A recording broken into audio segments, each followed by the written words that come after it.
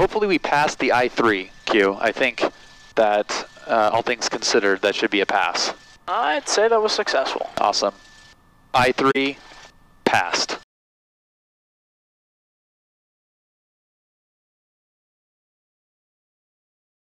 Sweet. All right, let's see if Q wants to jump on here.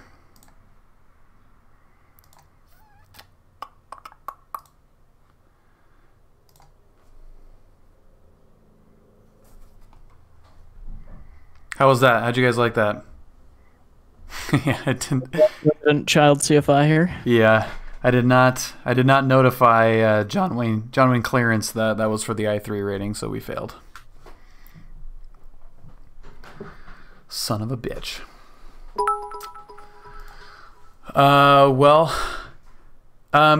Captain Santa is here. Thank you very much for the 100 bits. Appreciate that, dude.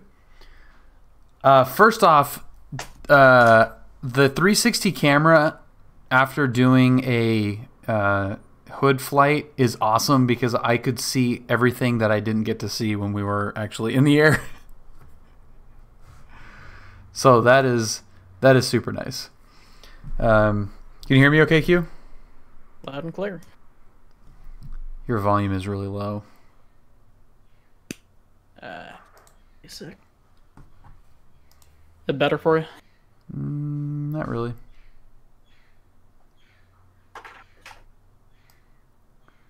So how about now? Give me a test. Stand by one.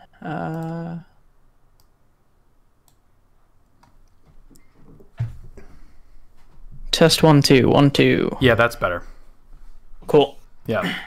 Yeah, DME arcs are probably not next, but not too far off. Hey, bird.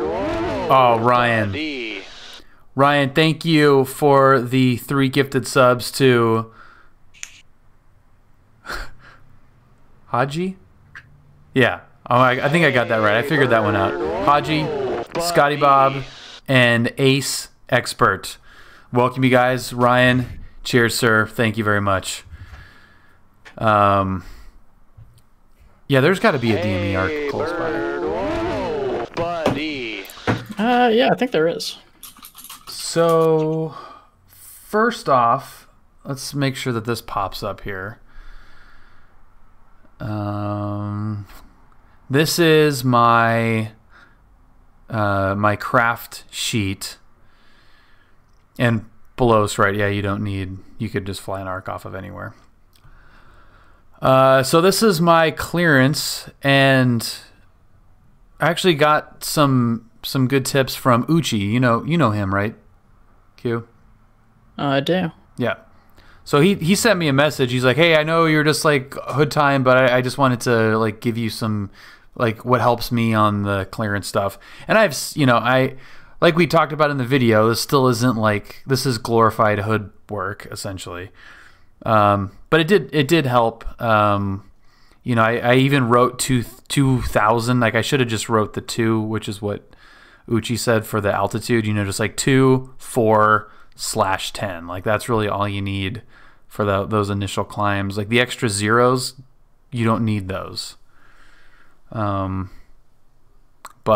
I felt like that clearance was, I wrote it down a little bit better. I didn't really read it back super great, but Coastal Papa Route 1, like I kind of fumbled through that, but I think it was totally fine. So yeah, what were your impressions of that flight, maybe compared to the first one? Definitely went a lot smoother. And real quick here, below minimums, so the special glass HSI we have is the GI 275, and it does not have the bearing. Actually, I think it has 1 bearing pointer. It doesn't have 2, which would make a DME arc much easier, but I'm not 100% sure on its function yet, as I have not tried to use it. But we do have a somewhat nearby DME arc that we will, in the future, definitely try and share with you guys. Is it Palomar? Victorville has a good one. Victorville, okay.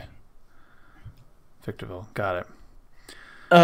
Yes, we do have WAS as well. Doing DME arcs in this plane is very easy with our GPS that we have.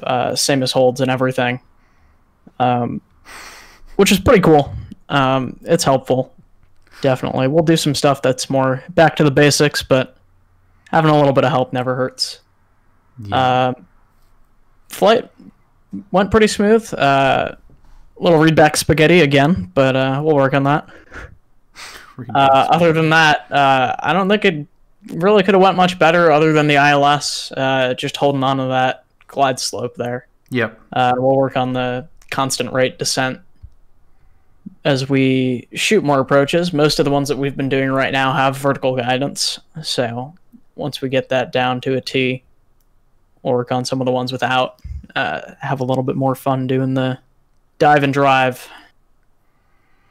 Yeah, like the step down ones, like a VOR or something. Yep. Yeah. Had some interesting vectors for traffic as well, going into Burbank there. Yeah, so the first part of the flight, this is the 2-2 heading. This is the track log from the flight, by the way. And so the 220 heading was fine. Then once we got the direct to popper, I hand flew that. And like I made, and it's probably not wrong, and it's probably not anything to even think about too much, but when I went direct popper and then started the turn, and then I intersected the line that I had already made, instead of like turning towards popper and then going direct to, so I didn't have to make that little slight correction back to the left. You can either fix that after you make the turn or do exactly what you did. That's fine. Nobody's gonna complain about that. But you know, that was all done by hand, and it actually looks pretty good. And you can see roughly where we turned on the autopilot was, I think, right around there. I think it was right past. I think it was actually past Seal Beach. Was it past Seal Beach? You're right. Yeah, it looks like it might be right there. Yeah. So that was pretty good. Seal Beach, there's a little right turn over Popper and right over LAX. This was all autopilot, and then it was just Vector City. I think he made a mistake on the Vector on this one, which was why it was like so quick. Or maybe not a mistake, but just updated it pretty quick.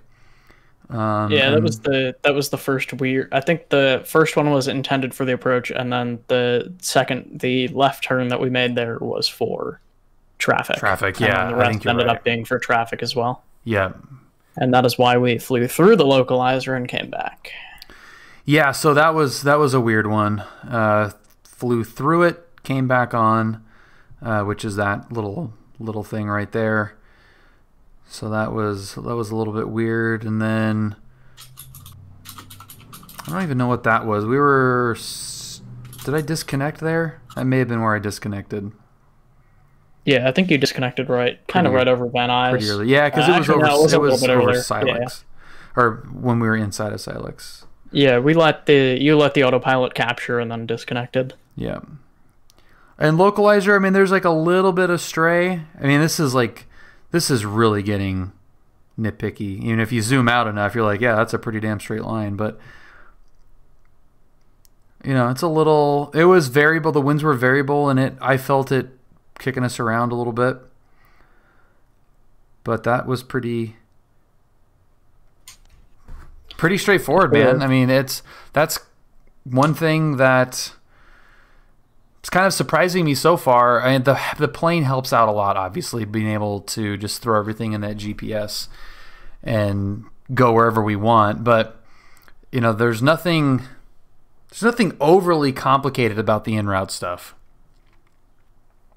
No, most of the en route procedures are super easy. And this reminds me, for next time I will screenshot and send you the track log over the approach plates as well. Oh yeah, right.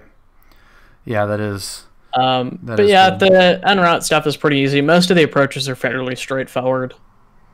There's a few weird ones here and there. There's the offset ones like the VORs or John Wayne's LDA. But it's all fairly straightforward.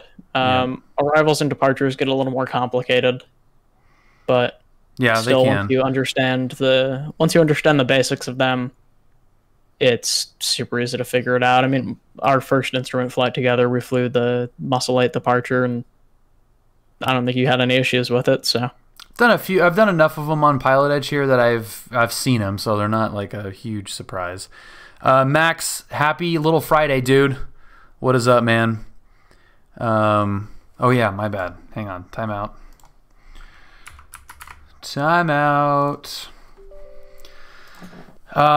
Yeah, the SIDS and stars stuff it's a little bit harder to practice when you're in a little 172.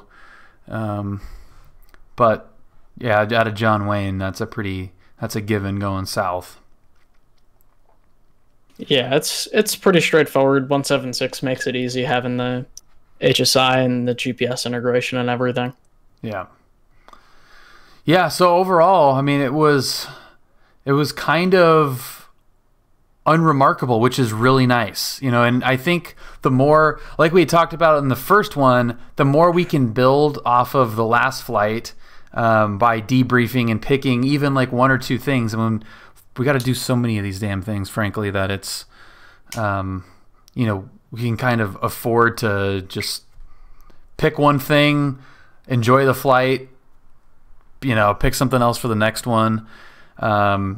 But definitely the, you know, continuing to do ILSs, I think, is going to be helpful.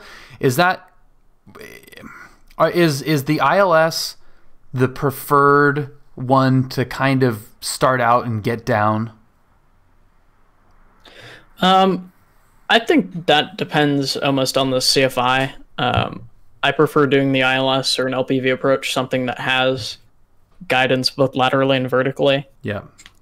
Kind of just throw them in there, give them something that gives them an idea of where they are, you know, in space.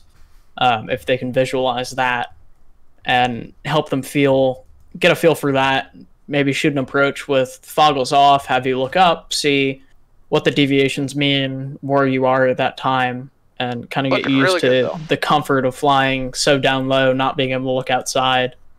But knowing you're safe in all directions, even without having to put that trust in your instructor. Bill's one of my favorite guys to yell at. Be with. Yeah. Yeah, that makes sense. Yeah, the vertical guidance, I think to me, it makes sense to, you know, like, what would you call them, the dive and drive? Yeah.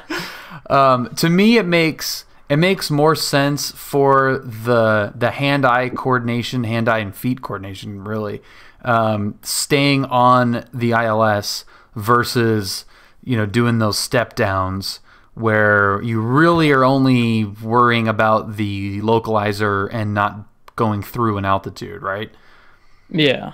So I feel like getting the feel down of constant rate descent and staying, you know, keeping the needles as centered as possible is probably to me, it feels like it's the best way to start versus, I mean, I don't know, like any of the GPS approaches or. Yeah, so we try to keep the ILS and the LPV approaches, we try to keep a constant speed and a constant descent rate the entire way down, which is helpful en route too when you're doing climbs and descents. You're trying to keep a constant speed, constant rate for the most part. So that kind of helps build that skill early on as you're shooting these practice approaches, nailing down those skills of maintaining lateral and vertical guidance at the same time. Yeah. Now, something that we didn't see on the debrief video is the rest of the flight, which was VFR to San Bernardino and then VFR back to John Wayne with the practice ILS. So I actually did 2 ILS approaches on this flight. Do you remember enough of it to pick which one was better than the other? I'd say 100% the John Wayne one was better. Okay. Especially after our little debrief on the flight over to San Bernardino that we had about the ILS into Burbank there. Yeah. Mind blank for a second. Yeah, there. so and just like what we debriefed in that flight, and I don't remember when the realization came, but it was basically at one point I was holding, I don't even know, I don't remember what speed it was, what the speeds were. But Q at one point said, okay, pull the power back a little bit more. Cessna Skyhawk 204. Oh, fuck.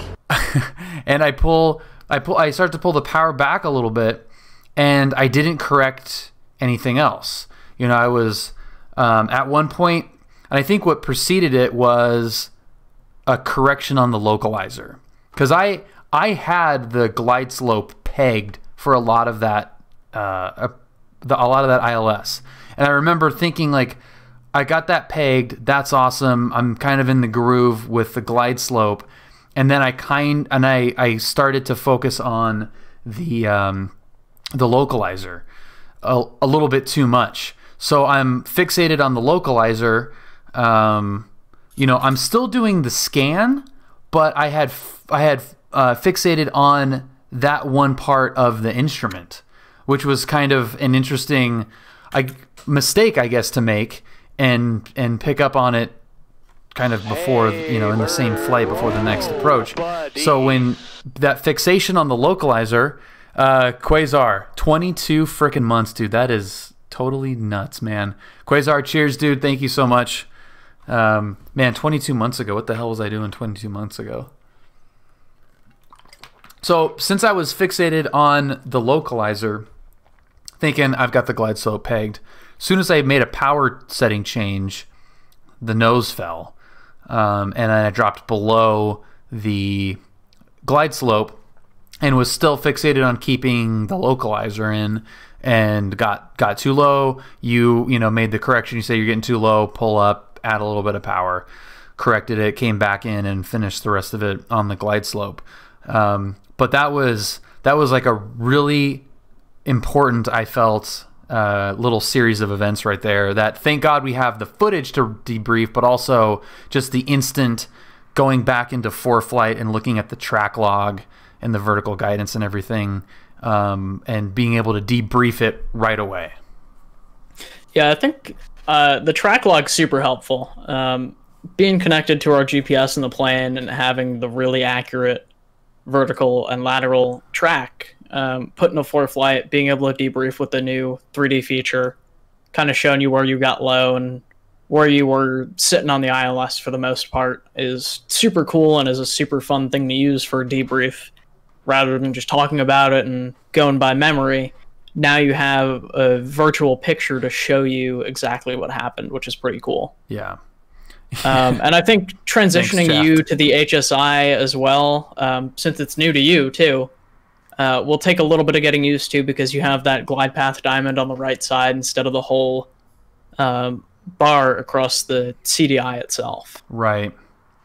Yeah, and I told you, you know, we talked about it also in the flight itself, that, you know, for having flown in the sim for so long with that, and what is that even called? What's the proper term for the needle one? What's up, Iowa? The CDI. But not the 275, the one in the upper right. Yeah, no, that's just the CDI. CDI. Yeah. Oh, all right. Well, yeah, because it's just CDI mode in the 275. All right. So the Steam, we'll just call it the Steam CDI, I guess. You know, that I'm so used to seeing that in 176. So, you know, I'd have to even go back and look how many hours I have in 176 with the 275. But it's not anywhere near how much I have in it without that. So just kind of naturally, I'm doing the, you know, the 6-pack scan and then looking up there. So even though I'm more looking at the 275 for heading, really. That's kind of what my brain has been trained to do. So we'll try to just focus more on utilizing that as well. There's no reason not to, and you know, we can always reference the Steam CDI too. Yeah. So the 275, we have an HSI mode. HSI mode, yeah. Okay. Yep. So the HSI is really helpful. We'll use that for all the GPS approaches. The VOR and the ILS approaches, we can go between using the CDI and the HSI, and we'll get you proficient at both. You're obviously pretty good with the CDI already, so we'll transition you over to the HSI and get you using an instrument that many of the more complex airplanes have. You know what would be really good is to just cover up the CDI. I've got Post-its in the airplane for that. Yeah, I think we should do that because I think like forcing myself to use the HSI, since that's the one that I'm, for whatever reason, not gravitating towards. That would be helpful. Like, in this plane right now, like, well, we're gonna do this right now, and it's gonna have the HSI. So like, I'm already going to be, doing it that way than with the HSI. Dude, somebody please make a 275 for X-plane and put it in this. The HSI is a scary new instrument to you. I wouldn't say it's scary. I mean, I've still used them. I'm just not used to looking there for that information. Yeah. Like the other thing you could do with X-plane is use one of the G5 models for now. Yeah. It's a very similar instrument. Yep. Yeah, and I should, when I do the debriefs, I typically do it in the plane that I flew in, but the ones in between, whether it's the Citation or whatever, I'll start grabbing planes that have the HSI, which I think the Bonanza actually does, the Coronado Bonanza. Yeah. So that will be, I will focus on that. I will practice that in the, Yeah, and I think one of the good things we did specifically after this flight was the 3D using the 3D track log for our debrief and talking about the ILS, and like I said before, in between Burbank and San Bernardino, kind of debriefing the approach a little bit there, and talking about what went right, what went wrong, and then help correct for the ILS into John Wayne. Yeah, that was really helpful. That was really helpful. Yeah, the approach into John Wayne felt good. It's kind. I mean, it's a typical. That's the approach that I've done the most, and even like the straight ins. When we would come back from somewhere and we'd get a straight in from Corona. 111.75. Just put that in there. Even if you're VFR, not even on the practice approach, and just play with it a little bit. So I've seen that view so many times that even if I'm under the hood and I'm looking down at the panel, I can imagine vividly like where we're at, which I think helps a lot too. It might contribute to why that was a little bit better, but also it was the second ILS I flew that day too, so it was, I was under practice a little bit too. Yeah, under practice, it's fresh in your memory, and where most of the waypoints for John Wayne are on the way in, so you have your idea of where you are in space as we cross those, and it shows up on the GPS. Yeah. Yeah. Well, that's that was a fun one, man. That was definitely a fun flight. The break in between Burbank and San Bernardino was nice too. Yeah. Absolutely. It's good to get a little break in there during training and get some cross-country time in while we're at it. Get some good en route hood time practice in. Yeah. Yeah, I still don't know what I'm going to do with the rest of that footage. I feel like the pattern into San Bernardino, I don't know, what'd you think? How, like, just VFR, I mean, was that it was kind of fun. I tried to slip it in. I tried to keep it high and ended up being like not really that high. It wasn't as dramatic as I was hoping. There wasn't too much noteworthy other than the one dude wanting to fly his downwind leg into the mountain. Going San Bernardino John Wayne was pretty fun though. Yeah, going into San Bernardino asking for a 360, which if you go over on the track log you can see. It's like, oh, here's one really good 360. It was pretty nice, wasn't it? Yeah, it was pretty much right on. Perfect little circle there. That pattern was crap. Oh, there's a mountain at the end. I know. Just like, there's no base leg. We just went like, we're good. We're good for final now. It's all right. Yeah, so for backstory, we were following a Duchess and or Seminole, one of the two, and an Archer in. Yeah, and they both decided to fly all the way as far as they could go, as close to the mountain for some reason. So. Yeah, so we were number 3, and the Piper that we were following, which was number 2, went out so freaking far. And my God, we could have easily gone in front of him. That's how far out he was. So what a mess. It's always something, man, and that's why it's so much fun in this airspace when it's really busy, and you know, just there's never a flight, it seems like, that's just like, yeah, it was pretty typical, just nothing exciting. There's always something weird, or somebody says something funny, or it's awesome. I love it.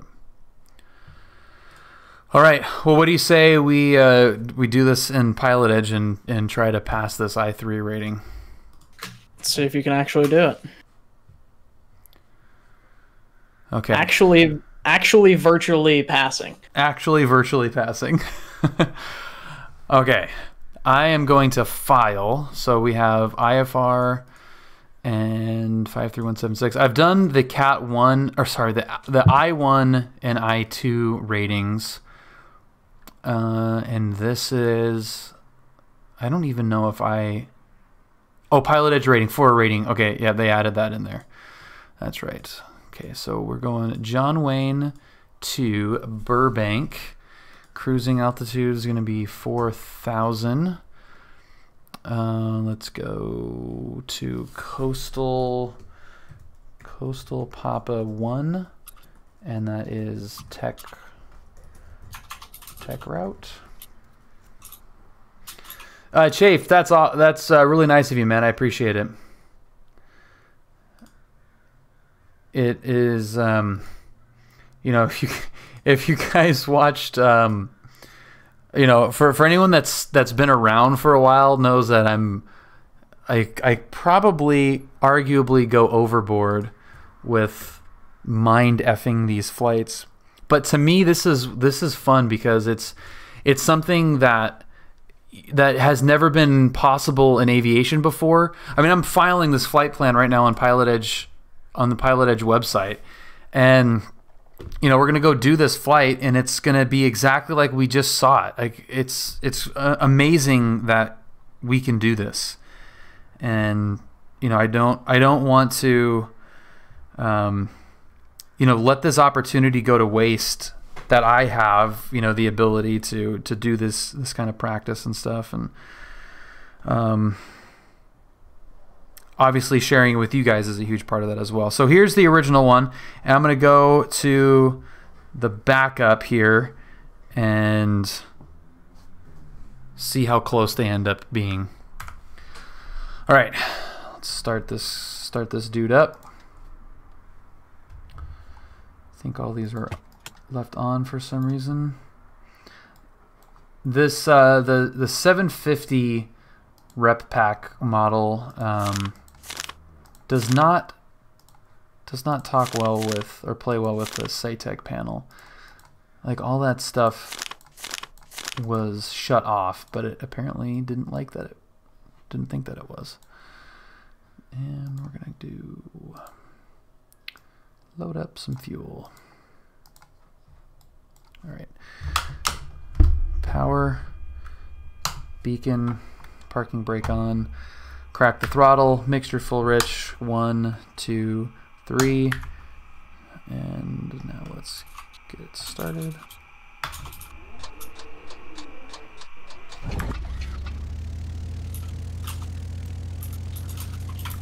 We've had a couple of really nice starts on 176 lately. Redneck, love and life. Love it too. Thank you for the follow, man. That's awesome.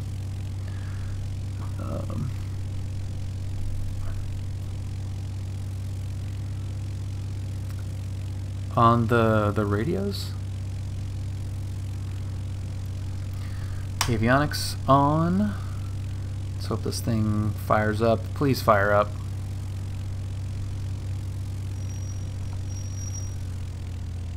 I always forget that. Let's see, why is this not turning on? There it goes, okay.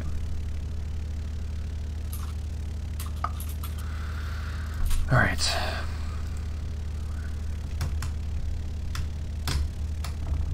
I can't even hear. Can you guys hear the engine noise? Because I cannot hear the engines at all. Gotta warm it up. Boom. Awesome, man. Well, welcome, Redneck. You can? All right, I'll try to turn it up a little bit. I don't hear it at all. Right. Let's get the ATIS first. Airport. 8 information Lima. 22470. What is that? Whose ATIS is that? Orange County. Visibility 10. Ceiling 1,500 overcast. A21. Dew point 14. Altimeter 29 or 82. Arriving and departing runways 20 left, 20 right. ILS runway 20 right approach in use. VFR departures contact clearance delivery. Advise on heading, altitude, and if flight following is requested. Read back all runway assignments and hold short instructions. That's 10 hours of on initial flight time. You have information Alpha. Alpha. All right. Alpha. 2,400 broken. Temperature. What is that? Oh, that's Torrance ATIS? Why do I have Torrance ATIS up there? Did I land at Torrance? Arriving and departing runway 11 left. Why do I have... I want to know why you can pick it up on the ground. Yeah, that's really weird. I'm trying to think if I was at Torrance at any time recently. I don't think so. Maybe Julia was practicing at Torrance and didn't tell me. That would make my friggin' day. That'd be so funny. Using round numbers, Brian. Oh frick! What was the ATIS? I forgot to write it down. Row at Niner. Visibility 10. Ceiling 1,500 overcast. Temperature 21. Dew point 14. Altimeter 29 or 82. Arriving and departing runways 20 left, 20 right. ILS runway 20 We flew right over Torrance in the Bonanza. VFR departures contact clearance delivery. Advise on course heading, altitude, and if flight following is the requested. actual latest right now is Read back Quebec. all runway assignments and hold short instructions. That doesn't help me at all. Advise on initial contact. You have information Alpha. Alpha, okay. I'm technically Zulu, but it's an IFR flight, so that doesn't really matter. Okay, I haven't heard anybody. This is weird. Is it still lockdown pandemic time, or do we fast forward 6 months?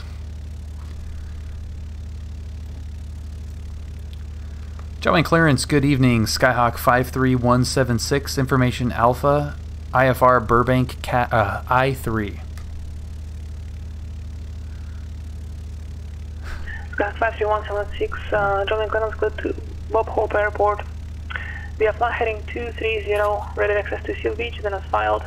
Maintain 2000, expect 4000, 5 minutes after departure. Departure frequency 128.1, squawk 6473. 6473. Clear to the Burbank Airport. On departure, right heading 230. Radar vectors Seal Beach, then as filed. Climb maintain 2000, expect 4000, 5 minutes after departure. Departure frequency 128.1, squawking 6473, Skyhawk 53176. Correct. So, differences. One is this would be a 220 heading. This was 10 minutes after departure. That's been consolidated. So that's the PilotEdge one. This is the real world one. So 220, radar vector Seal Beach, then is filed. 2000, 4000, 10 minutes after. We initially got 128.1, and then we were given 2535. So that's pretty damn close. If that's not a good, that's awesome. That is awesome. Okay, so let's put in, get everything set up here.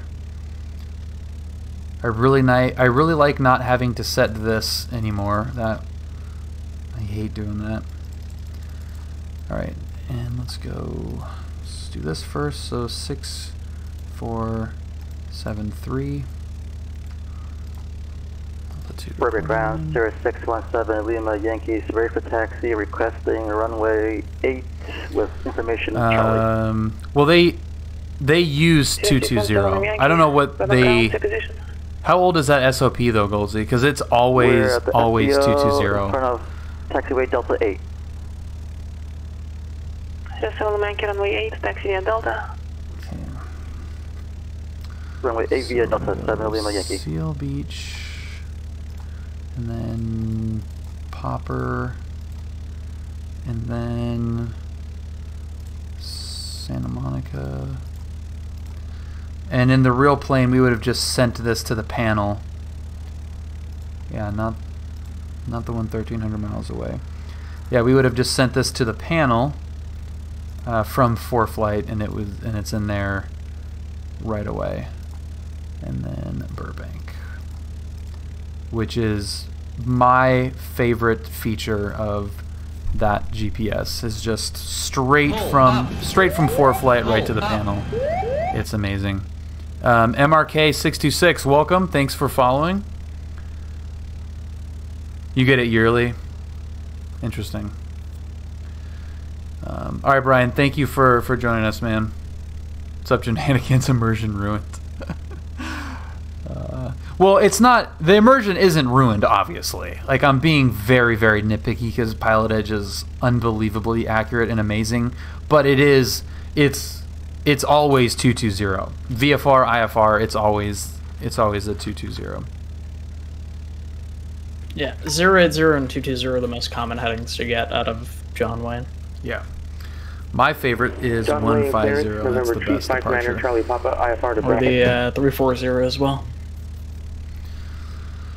Okay, so that is 230. We're going up to 2,000, which we'll just have to remember that we don't have altitude select in this. Expect 5,000 minutes after departure. Departure frequency 128.1. Squawk 1353. Goldsy gets it right. Alright, November 359 Charlie Papa cleared to the Brackett Airport via fly heading 230. Radar vector Seal Beach, then as filed. Climb maintain 2,000, expect 5,000 in 5 minutes. Departure on 128.1, squawk 1353, November 359 Charlie Papa. This might be a countryman for you there, Goldsy.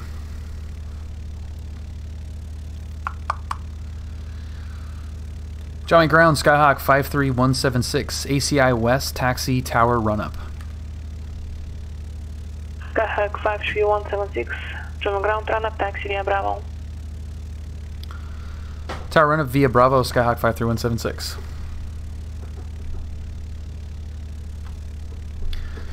Maybe one day I'll get that heading, Goldsy. Maybe one day.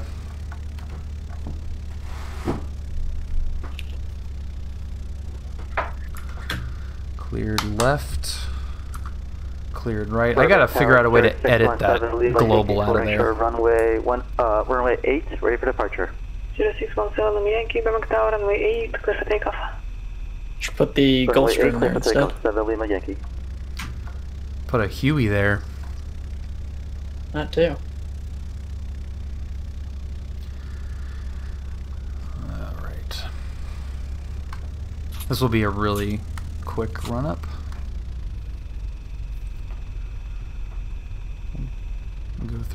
Go through the motions. There we get a little bit of the IO 360 burble. It's such a great plane. It was hilarious having flown this after being in the Bonanza twice, 2 flights in a row, and then hopping in this thing. It really felt like it was a paper airplane. So ridiculous. Going from the Bonanza to the Skyhawk again is definitely an experience. It's so funny. It feels like a toy. Like immediately when you start taxiing, it feels like it's a little toy. You remember why it's designed as a trainer. But it's such a good plane. 172s are such great planes. Alright, enriching the mixture a little bit. The 172 is a better trainer than the Archer. You guys can fight me as you please. I like the Archer way more overall, but I would agree with that too. For the same reason why I think continuing to practice on the ILS first is a good idea because it's harder. It's more difficult to actually land nicely. I did the majority of my training in an Archer and the majority of my teaching in the Skyhawk, and definitely like the Skyhawk better as far as learning goes. As far as airplanes go, I'd probably take the Piper over the Skyhawk, but not for teaching. Yeah. Yeah, for actual airplane-wise, Archer all day, man. All day. I have so much more room in that thing. So departure, Sierra 7 Lima Yankees.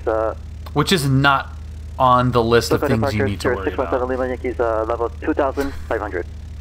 617 Lima Yankees, so departure, cancel altitude restriction. Cancel altitude restriction.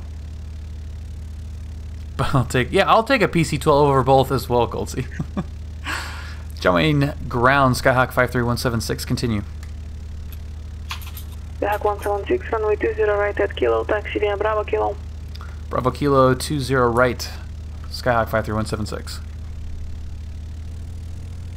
Who had a TBM over a PC-12? Charlie Papa at the east ramp, taxi for IFR departure. That would be quite the fight, man.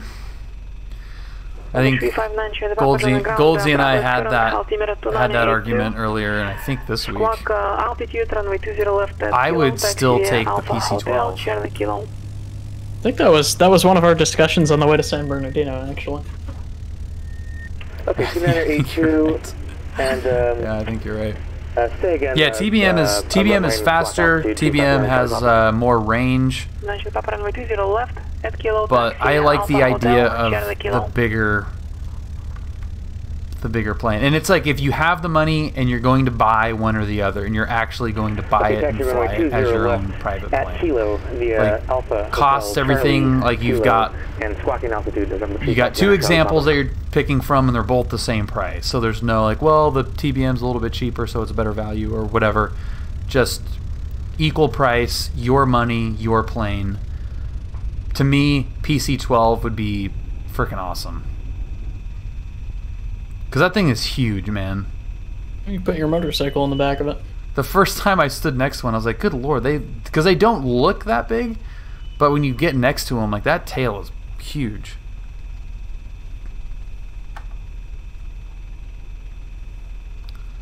I think you should just get an amphibious caravan. Call it a day. Oh my god. See you later, fuel economy. Okay.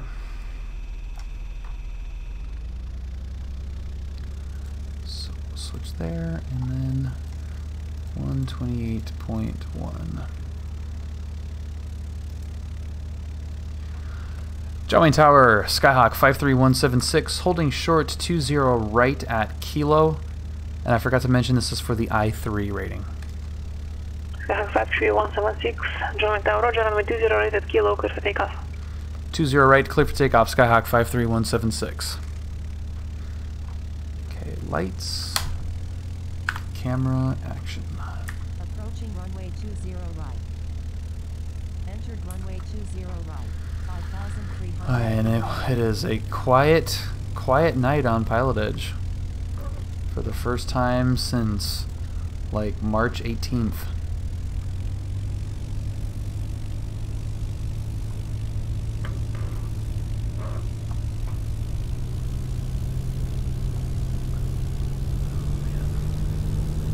Yeah, this is definitely like an older rep model, I think, because it is squirrely on the ground. And rep.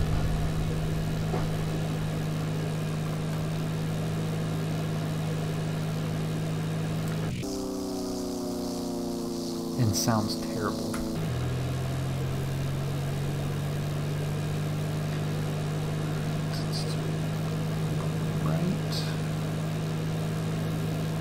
Jumping ground, November 259, Charlie Papa. We might need to need a minute on Charlie here. We may have a flat tire. Roger. That's awesome. Okay, climbing out. 230. Skyhawk 176, contact local departure. Went to departure, Skyhawk 53176. So IFR, do they not say radar contact? Q, do you know? I don't know as far as the ATC procedures go, but it seems to be hit or miss. Because we didn't get that on the real world flight either.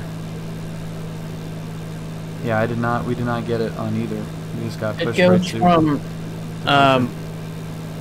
I've noticed for us, real life flying IFR, we get the radar contact from approach instead of tower. Oh, okay. John Wayne's a little strange that tower does the altitude and radar verification with us versus approach doing it. Yeah.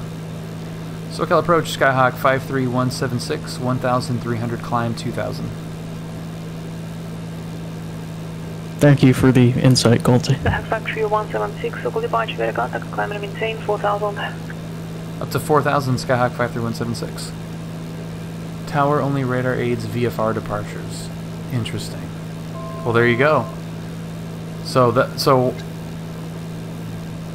when we didn't get it in the real world flight, that was correct, and PilotEdge modeled it perfectly. What's up, E7? That is super interesting.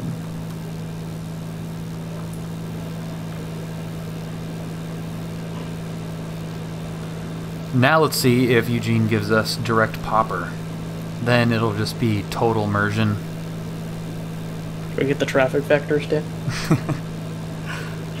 I did ask Goldsy the other day. I was like, "Hey, can you give me some traffic vectors going into LAX?"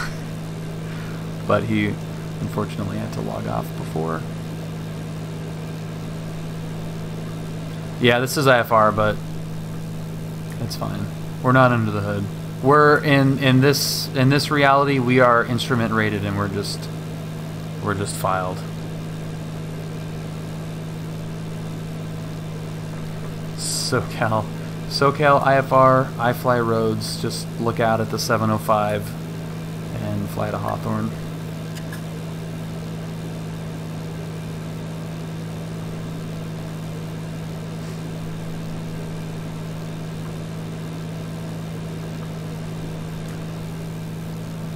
Look at that. Look at that ortho. That is pretty.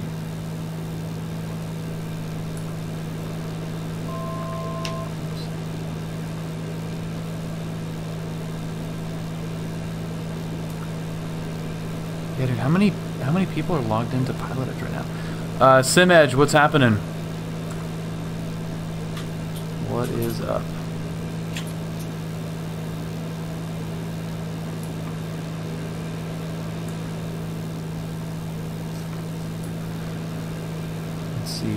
Let's see when this this vector happens.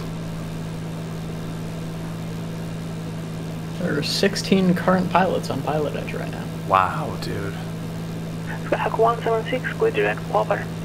Direct popper, Skyhawk 53176. Weird. Dude, that's almost creepy.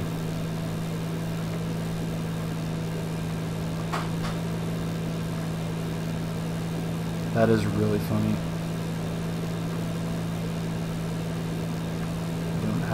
We don't have the updated track on our HSI, but dude, that's really funny. Direct popper.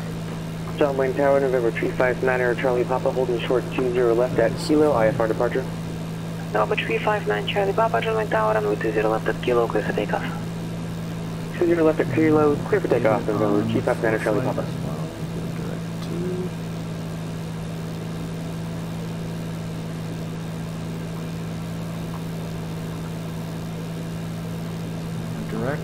Solid ground, November 714 Charlie, looking for Alpha trains to Santa Maria. Look it up.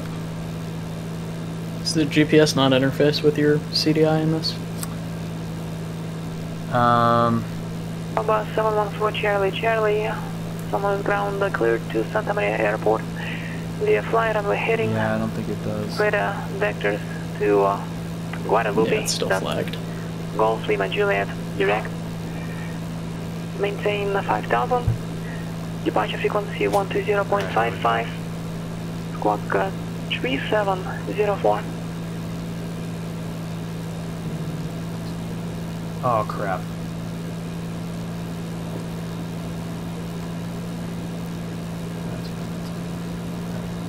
November 714 Charlie Charlie is clear to Santa Maria via runway heading. Alright, we'll leave the lights on. Radar vectors maintain 5000, 120.45, squad 3704.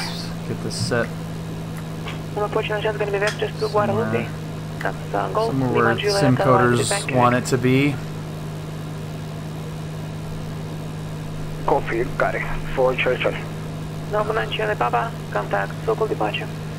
Alright. Orbix will finally start to add the helipads. They were missing all of the helipads? And there's a lot of them. SoCal departure, November 359er, Charlie Papa, 1000, climbing 2000. Captain Hall, what's up, dude? November 359 Charlie Papa, local departure. Well, it's good to have you here, man. I appreciate it. Climb maintain 5000, 359er, Charlie Hope everybody is having a good week despite all of the craziness of it. What is effing going on here? God damn it. I'm glad I don't have chat distractions in the plane. I think it may be because it doesn't interface properly. No, I didn't have the $500 button pressed. I switched it back from VOR after I had switched it to GPS. That'll do it. So it was doing its own thing there. Yeah. So I think for our I-4 dealer's choice tech route, yeah, I will get one of my buddies in the tower to pick your route. Dude, shut up. That is a fantastic idea. Under 171 Golf. Oh. Airport. Alright, we'll have to give him some constraints though. He's gonna send us to New York. I was just gonna say I don't want Nick to send us to like friggin' Miami. Departure frequency 124.7. That's a great idea though. Okay, clear to Palomar Airport on departure 2. Oh, you did your hood time back in 2000, Captain Hall? That's awesome. 7,000 in 5 minutes. It's fun. I still, you know, the private stuff is still so new to me that, you know, I miss the external views. I miss looking outside because it's just the best. My favorite part about flying.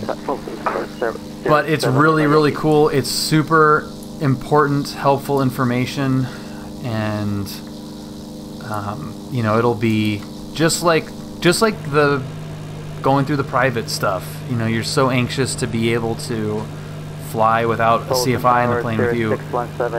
You finally get to that point where you can do it, and you're like, man, all of those hours, all those constraints are all worth it at this point. So I have a feeling that once we get done with this, it'll be the same feeling. But you know, just right base 24 and report 3 miles. That much better of a pilot. 50 miles away. Well, see, the thing is, Ryan, it could be any airport, and I could just go 50 miles away from there, like we did on this flight. So it could be within, it could still be within 50 miles, but we'll just have to pick another place to go to after to make it cross country. And it could be, you know, on the way back. Doesn't necessarily have to be 50 miles from that airport. So, which ended up working out really nice. That loop that we did, Q, was that was a fun loop. It's a 189-mile loop. Yeah, that's really good. 3 airports, almost 200 miles. It would have been 2 hours. It would have been exactly 2 had we probably not been vectored around as much as we did. Yeah. We departed from Burbank quick, dude. Yeah, we got out of there. We got out of there. That was so much fun. Let's see. So since a single leg was more than 50 nautical miles, you're able to log the whole thing as a cross country, right? Yeah, yeah. As long as what is the wording on it? It's like total flight. Yeah. No, it's just single leg longer than 50 miles. That's it. Yeah, cross-country flight time is defined as a time acquired during flight that includes a point of landing that is at least a straight line distance of more than 50 nautical miles from the original point of departure.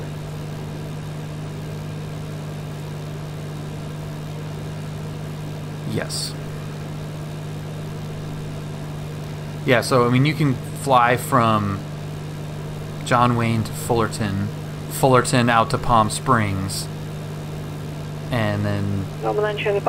Or no, I think what a better one would be is John Wayne to Fullerton, Fullerton to Palomar, Palomar to John Wayne, and that's cross-country. Looking for traffic, 25 Niner, Charlie Papa. It could work as well.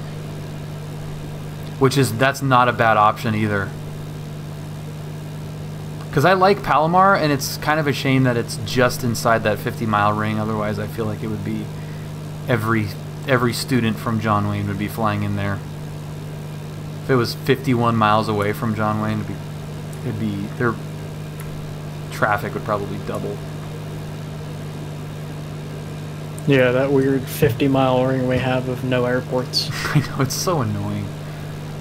It's so annoying. Yeah, Ramona, what's Ramona? 62? Yeah, 62. Just about 60? Yep. And then up north, you've got Agua Dulce. That's the closest to the north. And that's 60. Back 176, contact local approach 134.9. 34.9, Skyhawk 53176. Sunlit ground, November 714. Yeah, you got Agua Dulce to the north, and then Palm Springs, I think, to the east. So all those airports in between there do not count as a cross country.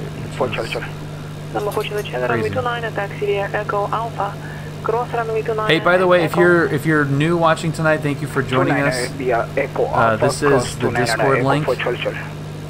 Q is a CFII, and there are other CFIs, CFIIs, real-world controllers, pilots from student all the way to airline. So if you're interested in aviation in any level, whether it's real world or the sim, it's an amazing resource, so check it out. SoCal approach, Skyhawk 53176, 4000. And then to the north-northeast as well, we have Victorville, which is 60. Victorville is only 60 miles? Yep. Wow, I didn't realize that it was that close. Big Bear is also a cross-country. Yeah. Don't know about that one, but... Copy the risk. Have you been up there? Not yet. 0617 Lima Yankees on our right base, 3 miles for 24. 07 Yankee, runway 24. Interesting. Clear to land, 7 Lima Yankee, 24. Well, Q and Brad both are going to be basically. 135.4 November 3. But yeah, I mean, Q is just an awesome guy to fly with. I blame Brad for getting intertwined in this. Formation Delta 0153 Zulu. We always wind 170 at 10. Visibility Something replacement CFI fund. Temperature 22. The replacement altimeter 2980. Arriving and departing runway 815. Visual approaches in use. Land and hold short operations in effect for non-turbojet aircraft using runway 15. 4,250 we do have feet information available. I'd like to request the ILS contact clearance delivery. Yeah. Advise on course heading, altitude, and if flight following requested. Run back all runway assignments and hold short instructions. We got that. We hit that goal. You have information. Apparently.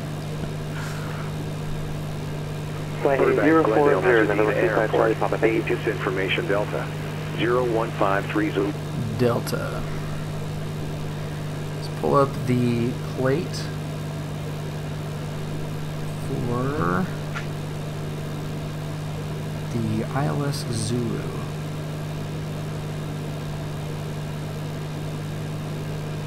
Get this set up here. It is 195. Oh, it was already in there. Sweet. 1095, and the course is 079.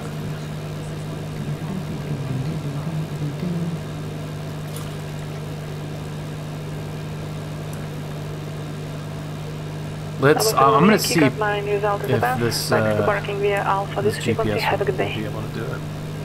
Taxi to parking via Alpha, this frequency 7 Lima again. Thank you. Skyhawk 176, advise when you have verbal confirmation Delta and your approach request. We've got information Delta, and we'd like the ILS Zulu runway 8, please. Skyhawk 53176. Skyhawk 176, expect that depart. Bill, just curious, what's your total time? Back to Silex. Sorry, SoCal, could you repeat that? Skyhawk 176. Skyhawk 176, depart Santa Monica, heading 300, vector to Silex. Alright, we'll depart Santa Monica, 300, vectors to Silex, Skyhawk 53176. Dude. Creepy. Creepy town, man. That's disturbing. I was flying with a different CFII tonight. It was great. Yeah, the different feedback is really nice. Like this guy said, short field in the manual is 64. Let's fly it at 57. We have our tribal knowledge of these airplanes. I have like 150 hours in 176. I know exactly what it likes. Yeah. I heart PT6. Thank you so much for following. Welcome.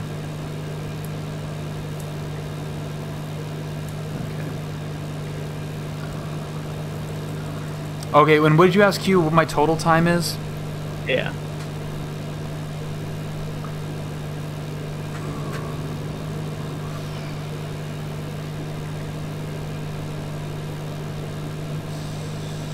.8.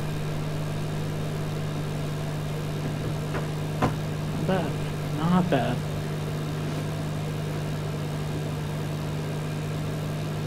Like good that it's a lot, or good that it's not a lot?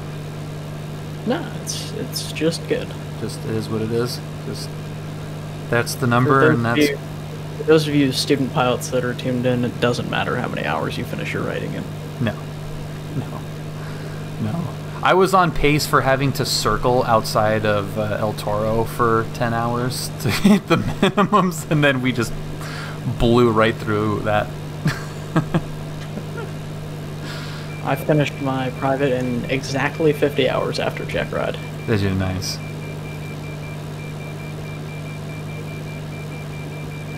Okay, so we're on here to Santa Monica, and we've got 5.6 to go. Anyone here, unfortunately, getting furloughed? My wife has been furloughed. And obviously everybody at her company. Dude, look at the flat. I tried to find out where my LAX scenery went, and I think I may have deleted it somehow, because everything is in the right order, and it's just gone. All the 3D buildings are gone. So even more of a reason to not go to LAX.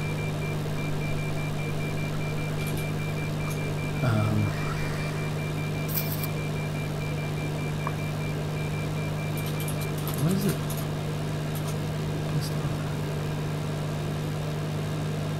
Do I have like nav 2 dialed into something? What's 111.4? How much you want to bet that's freaking Stainless Tower, Experimental 177 Juliet Charlie is with you, circling the field 3000. No idea. Descend through the clouds for 29.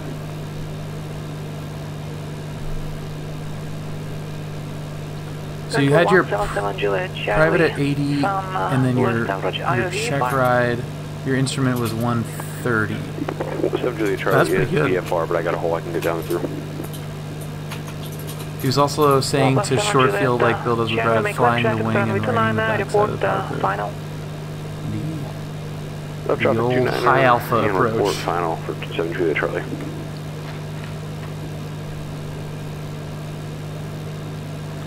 Yeah, and we wonder why there's bugs on the bottom of the wing. Tyson 5 arrival, Las Vegas altimeter to 96.7.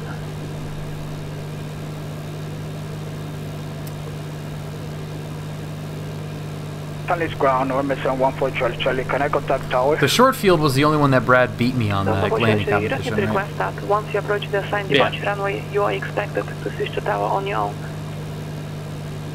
Roger that, 4 Charlie Charlie. Nice, that's awesome, below.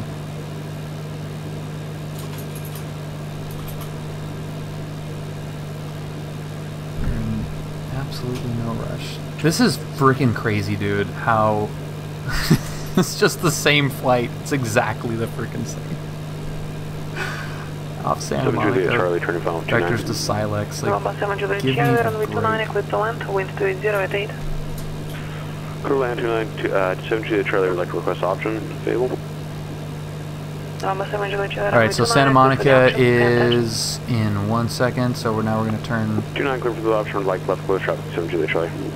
November 7 Juliet Charlie, left close traffic approved. Turn to 330. November 9 Charlie, Papa, descend and maintain. Yeah, we're going to make this real quick. Descend, maintain 3,600, November 359 Charlie, Papa.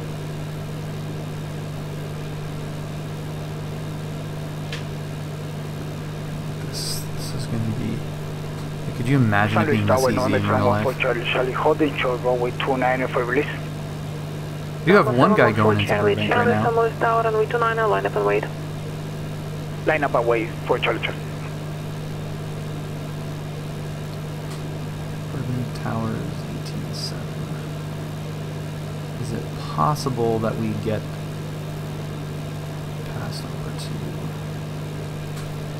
to them directly?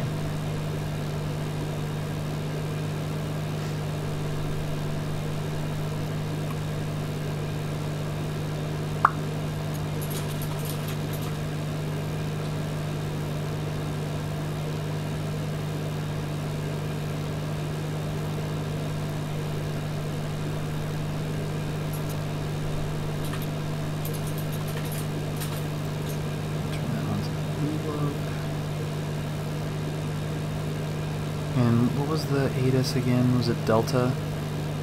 Burbank, Glendale, Pasadena Airport. ATIS information, 29 clear for takeoff, 4 Charlie Charlie. 7 Juliet Charlie, left down, being 29. Yeah, the find frequency. I just like having it on 4-flight because I don't have that feature in the 375. So just to keep. The 375 gives you the frequencies as well. A little bit more difficult to get to, but it does do. Yeah, you have to go into like the actual airport itself, right? Yeah. Skyhawk 176, say heading. 330 Skyhawk 53176. Skyhawk 176, roger. Your assigned heading was 300 after Santa Monica. Gonna be non-passing rate on the I-3.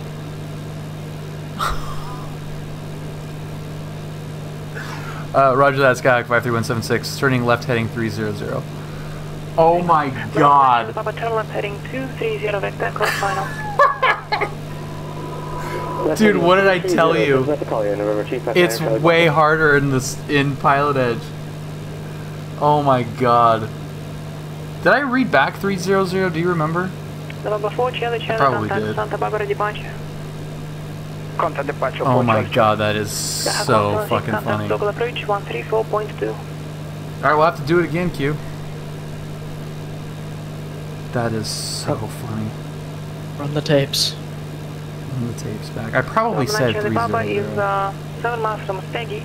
Maintain 3,600 until established on the localizer. Clear ILS runway 26 left approach. That is amazing.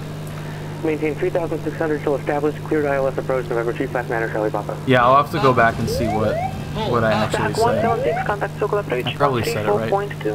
Dripsy69, welcome aboard. Happy Little Friday, man. Right over the Yeti.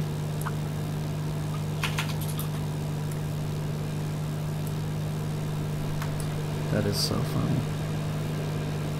Give me a break, Eugene. 7 Juliet Charlie, left down, being 29.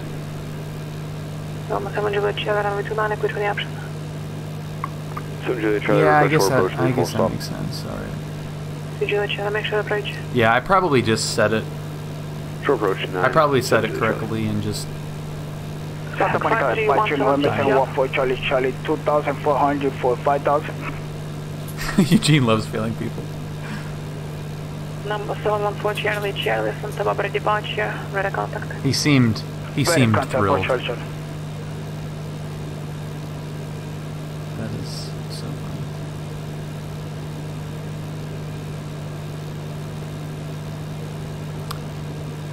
Skyhawk 53176, local approach. Yes, SoCal, Skyhawk 53176. Skyhawk 176, turn left heading 260, contact local approach 134.2. And for those of you asking how I finished everything in under 200... And what was the frequency one more time, Skyhawk 53176? 134.2. 34.2. What'd you say, Q? Sorry, I can't hear the radio transmissions. Oh, it's all good. For those of you asking how I completed CFII MEI in under 200 or at about 250 hours, it's because you can credit up to 50 hours of FTD time with an instructor towards the 250-hour requirement for commercial. I did my multi as my initial, and my... I'm gonna make this 714 Charlie, turn left, direct Guadalupe. Left, direct, Julian, Lima, Juliet, 4 Charlie Charlie. SoCal approach, Skyhawk 53176, 4000. Skyhawk 53176, local approach, Bravo altimeter 2980. 2980, Skyhawk 53176. November 9 Charlie, Papa, contact bracket tower 118.2. The same, because I think Bracket tower, November 259 Charlie Papa. inaccurate. Dude, that is so freaking funny. That I busted. Bracket Tower, November 259. My 8710 for my commercial multi, which was my initial commercial certificate, is exactly 200 hours in airplanes and 50 hours of simulator time. And my last instruction, 8710, was 241 hours. Sorry, Simit. So under 250 hours if double IMEI. Not bad. And all three of my CFI check rides are on the same page of my logbook. Right, 340, Skyhawk 53176. But I'm the one in Gulf contact, point one good. That is so amazing. Oh, you pay way more attention. Without a doubt, you pay way more attention. No, this is Dripsy. This is X-Plane 11. Is 904, 4000. I'm the 171 in Gulf, point one departure, radar contact. Yeah, that's right. Q also was talking over the. 7,171 in Gulf. Local 169, contact Las Vegas approach 133.95. Yeah, I mean, you're paying way more attention, but I'm pretty sure I said 300 and just did 330 instead. So it's not. It wasn't like this was so difficult. Walker 169 at 17,300, descending via the I just did it wrong. Oscar. Local 169, Las Vegas approach, expect visual approach, runway 19 left. That's so funny though. Expect the visual 19 left. But what I tell you, that it's harder on PilotEdge. 176, turn right heading 050, join the localizer. Right 050 for the localizer, Skyhawk 53176. And Las Vegas approach, Walker 169, is there any way we could get visual for 19er left? Yeah, Bill, we're gonna have to go do this one again, I guess. Walker 169, expect Yeah, I think so. We'll expect it, Walker 169. You should just turn off the avionics at this point. Skyhawk 176, 5 miles from body, maintain 3000 until established on the localizer, clear ILS, runway 8 approach. I maintain 4000 until established. Cleared ILS, Zulu, runway 8 approach, Skyhawk 53176.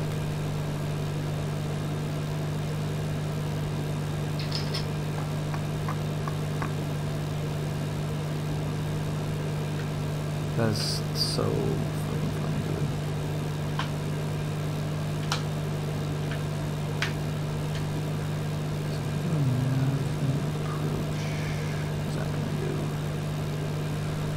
Is that gonna do it? you say 3,000.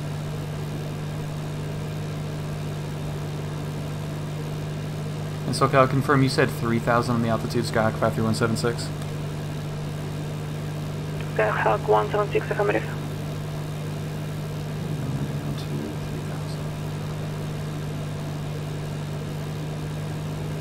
Is it going to capture? Brandon 1 Golf, turn right, direct Van Nuys. Right, direct Van Nuys, 1 Golf.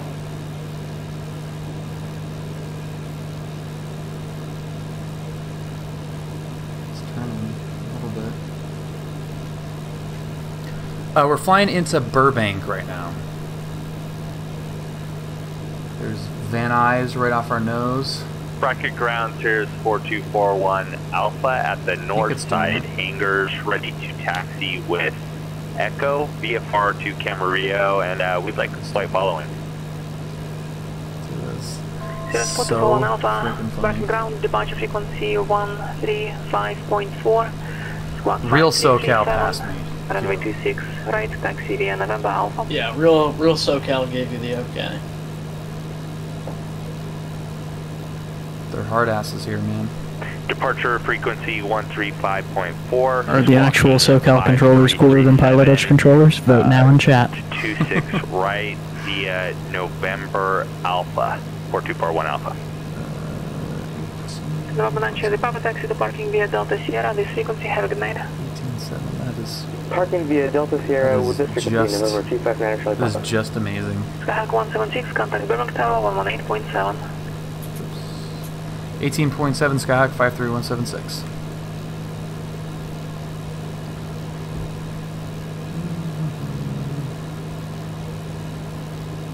Burbank Tower, Skyhawk 53176. Information Delta ILS Zulu runway 8 approach.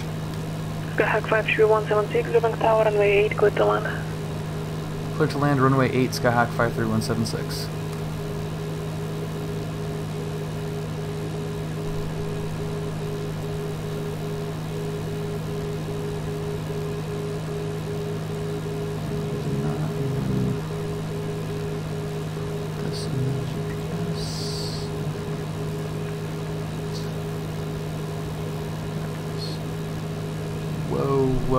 Whoa.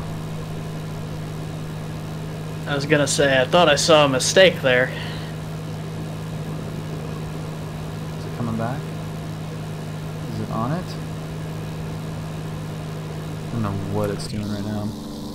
Look at the crab that it's flying. You forgot the $500 button again. That's on it. It was before you. I didn't even have the approach loaded. I was just flying off the needle. I don't think the needle was working right because it had flags on both. Either. Yeah, it was the 750 was still in GPS mode. Are you sure? I had it on VLOG. No, it said GPS on the bottom. Yeah, you're right. Instructor mode engaged. Yeah, I think you're right.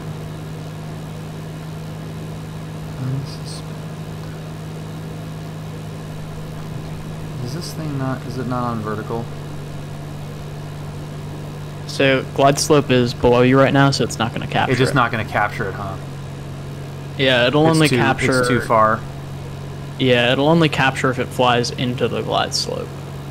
Local 169, fly present heading, descend and maintain 8,000, vector for approach. Present heading is down to 8,000, vector for approach, Walker 169.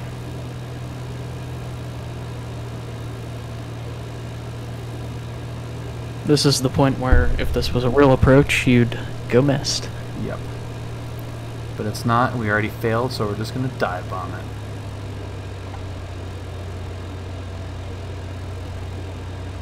It's only 1,000 feet per minute down. It's nothing.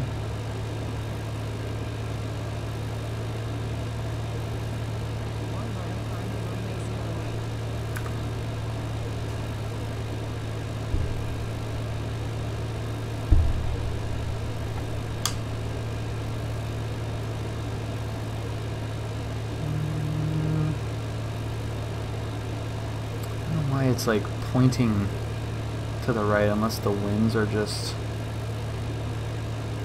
since it's custom, whether it's like freaking out with the Southwest 723 Los Angeles Center, good evening. Oh, and can we see the actual ILS? The localizer? Yeah, I think that's it that you just zoomed in on. The little box thing? November 14, the channel Santa Maria Altimeter 2980. So it's just gonna, it's gonna completely freak out once we go over it then, right? It'll actually hold center pretty well. It does turn into a back course on the other it just side. totally freaked out. Yeah, it freaks out when you get close to it. And then oh yeah, the wind is, oh, it's a crazy right crosswind, that's why it was. Say again, yeah, you'll notice as you get back on the center line there, it's gonna come right back down the middle. Yeah, that was a crazy crosswind. Spec Arma, visual approach for Churchill. There's no visual ceiling, is 800 overcast. Oh yeah, that was way better in the real world. Let's cook the brakes. I want to get this thing loaded back up. Skyhawk 176, taxi to parking via Bravo or Delta, monitor ground, we'll see you. Alright, taxi monitor ground, Skyhawk 53176. Walker 169, turn left heading 2. Today's episode of Bill learns how to turn a Skyhawk. Yeah, what a mess. 260, then to 7000, Walker 169. This thing, I can get this thing into tank slapper without trying at all. It'll just do it. And you have to almost come to a complete stop for it to like, taxi straight. It's freaking hilarious. 424 Alpha, bracket tower, and 26 right, clear for takeoff. 26 right, clear for takeoff. 4241 Alpha. Okay, here I'm gonna taxi. I'm gonna expedite taxi down here, Q, so you can see Los Angeles the scenery. 05 Echo Romeo is a 172. Flank off, request flight following at 5,500. Destination San Diego VFR with information alpha for Cat 11. Yeah, airspeed is alive. There's 45. 176 clear for hover taxi. On departure, fly heading 250, then make a left crosswind departure at the shoreline. Okay, yeah, there's the little turbine thing. 2,500, departure frequency 134.9. Squawk 3010. Exact same spot. Now let's see if the movie cars are there. See, look at that tank slapper. It'll just. Departing with a heading of 250. Dude, look at that. Studio picture vehicles. Wind, to the shoreline. Perfect. It freaking has it, dude. That's insane. And there's the police with the helicopter in the same spot. Squawking 3010. Okay. Walker 169, fly heading 255. Oh, I might as well just disconnect. I may as well just disconnect while we do this. He's like, where the hell is this guy going? I'm taxiing. Although I'm parked down at Bravo.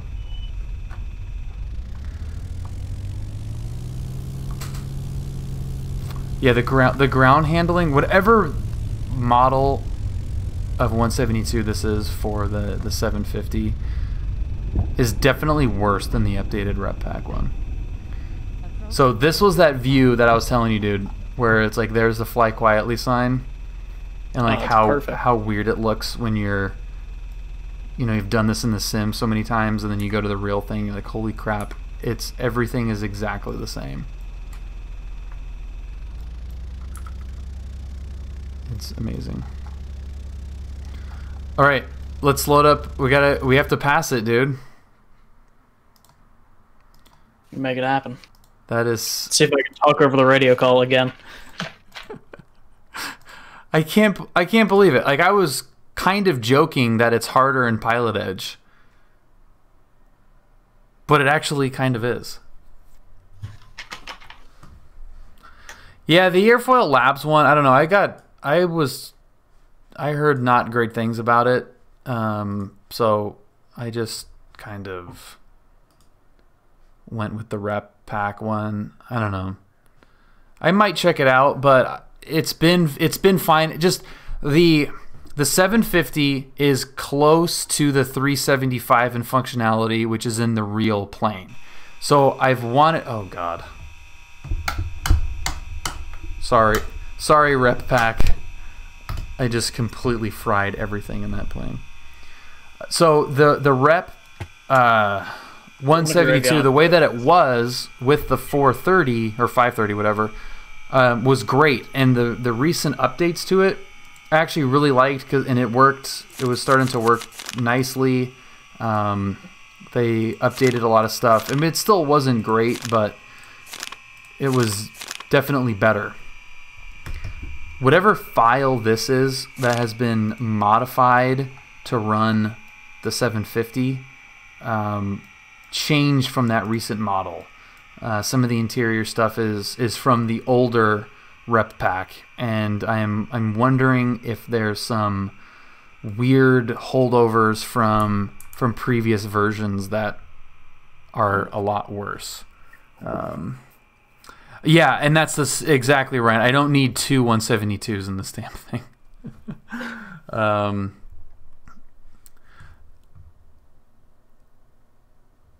Yeah, well, yeah, Janigans, if you haven't streamed and flown on PilotEdge before, it's not easy to do. It's not an excuse. Like, it is a difficult thing to do. It's part of the reason why I think when I fly in the real plane, it's so much easier. You know, I mean, I'm not doing a million things at the same time. So like, my brain is kind of equates flying to massive multitasking. And by the time I get into the real plane, it's like, dude, we only have to fly and talk on the radios. This is freaking easy. 1, 2, 3.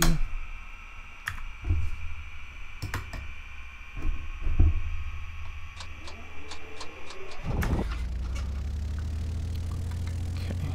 I think we get one more shot at this in the day. So we gotta make this one count.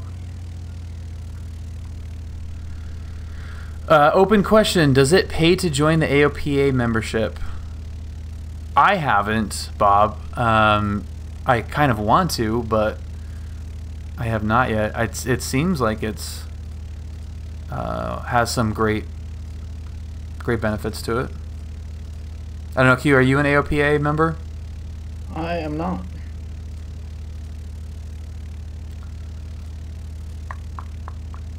I get their magazine. Or I get something. What do I get from them? I get something from them. I can't remember what it is.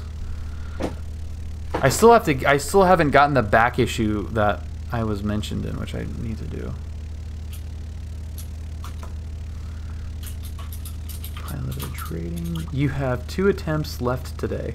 Oh, you get more. They gave you more attempts. Fuck, let's hope we don't.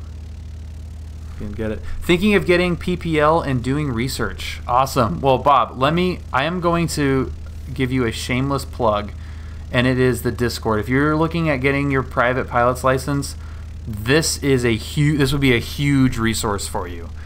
That is a Discord. I don't, forgive me if you know what it is, but that is a Discord. It's like a communication chat forum server kind of thing. I don't know if it started out, but I was aware of it first as a way to chat while you play PC games, you know, because I was coming from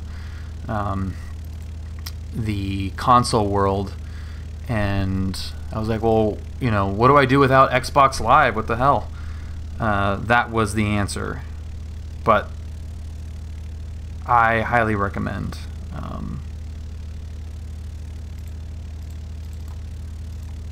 Signing up for that and joining that server, because there's a bunch of CFIs, a bunch of... Nope, Seal Beaches first. CFIs, real-world pilots of all levels, so would definitely love if you joined.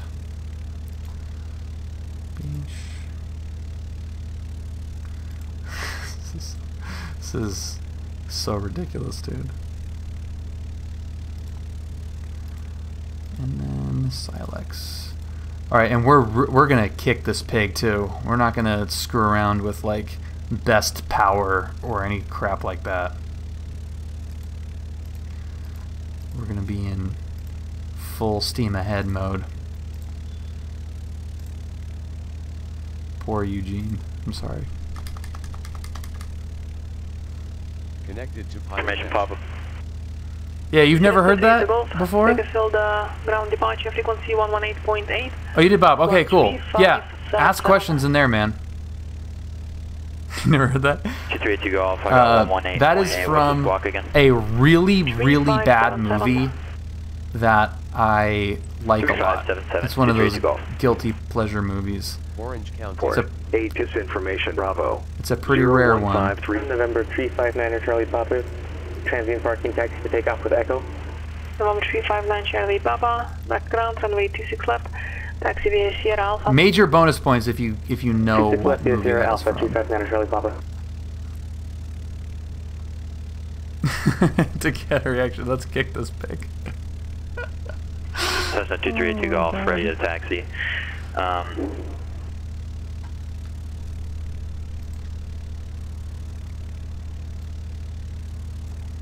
Some more of my favorite lines from that movie are, "It's running like a Swiss car."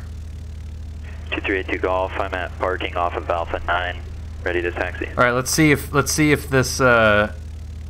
exactly the same. Obviously, the squawk code will probably be different, so we can delete that. And let's 30 right via Alpha. I'm gonna be really chipper too. 2382 Golf. Local 169, taxi, North Parking, ready to taxi. Whiskey, monitor ground, we'll see you. Gateway Whiskey, monitor ground, Walker 169, we'll see you.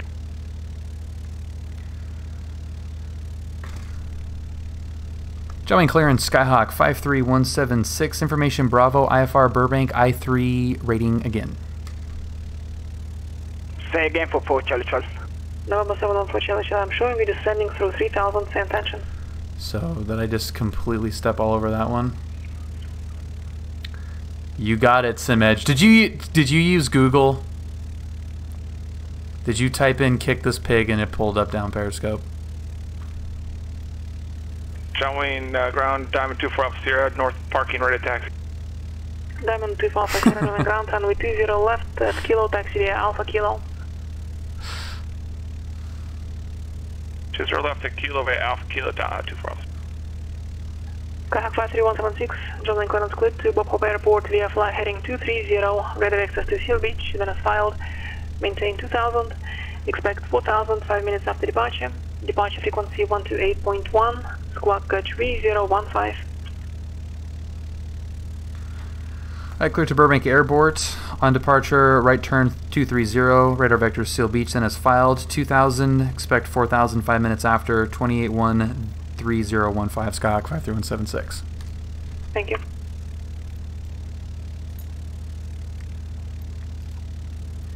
We're gonna break the all-time record for fastest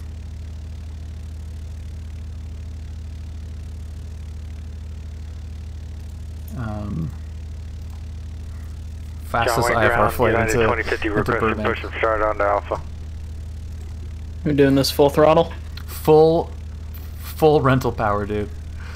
I can totally believe it. I mean, Delta 576, no need to report. I can totally believe it. It's just really funny that it actually did happen.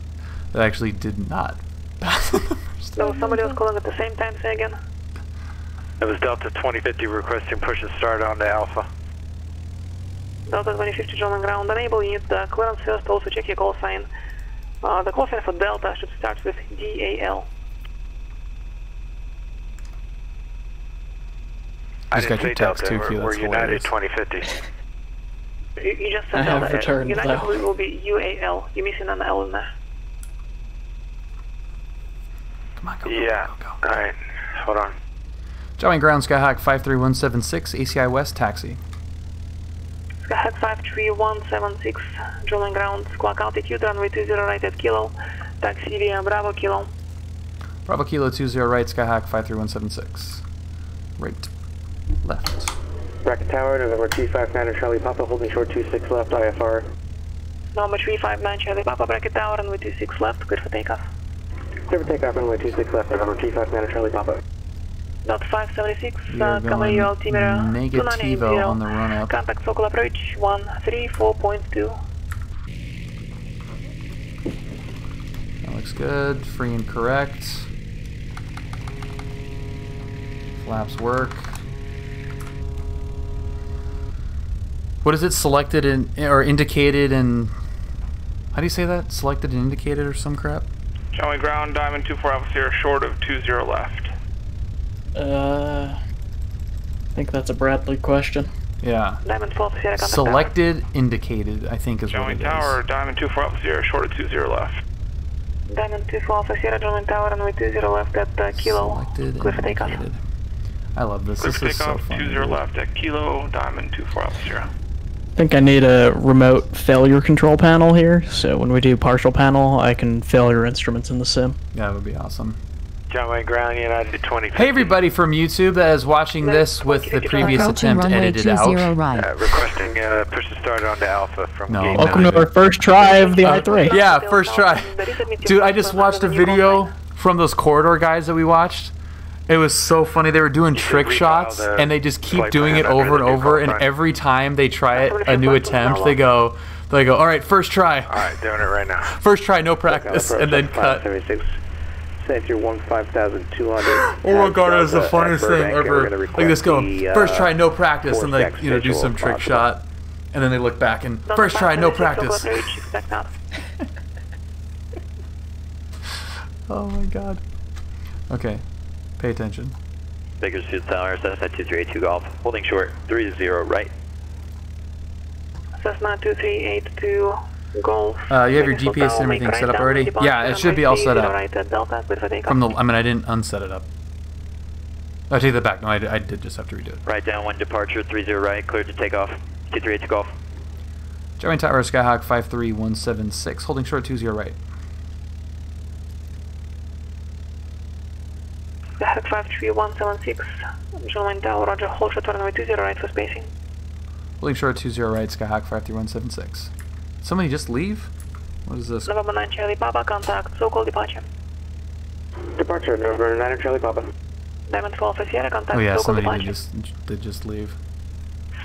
SoCal departure, 24 Alpha Sierra, yeah. You know what I should have done? I completely forgot to do?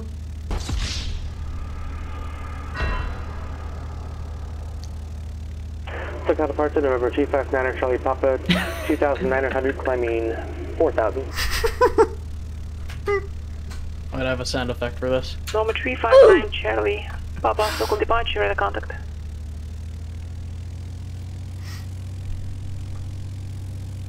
SoCal departure, Diamond 24 Alpha Sierra, 1,600, climbing 2,000, heading 222. Diamond 24 Alpha Sierra. Dude, there's a lot of action at John Wayne now. 6,000. Climbing 6,000, 24 Alpha Sierra. We're climbing Anaheim 1.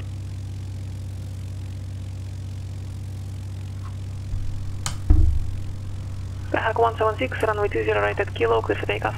Clear for takeoff 20 right at Kilo, approaching Skyhawk runway 53176. 20 right. November 9 Charlie Papa, clear direct box crew. Clear direct box crew, November 259 Charlie Papa. I'm gonna go direct Poxku one of these days. Baranza 1 at Golf, contact local approach 135.4. 135.4, what's the morning call? SoCal approach, Delta 576 has Mount O in sight. Delta 576, cleared 4 stacks, visual approach, runway 15. Cleared 4 stacks, visual 15, Delta 576. Get on to the heading. Los Angeles Tower, Skyhawk 405 Echo Romeo at 25 left at Foxtrot, holding short. Ready for departure. Skyhawk 405 Echo Romeo, Los Angeles Tower, runway 25 left, clear for takeoff. 25 left, clear for takeoff, 405 Echo Romeo. November 9 Charlie Papa, contact local approach 128.1. Okay, I'm gonna give, this is a very Brad radio call right here. You ready? Q. Ready for it. Bonanza 171 Golf, level 7,000. Let's see if this sounds Bradley. Bonanza 171 at Golf, local approach, Almonte Altimeter 2982. 82, thanks, 171 Golf.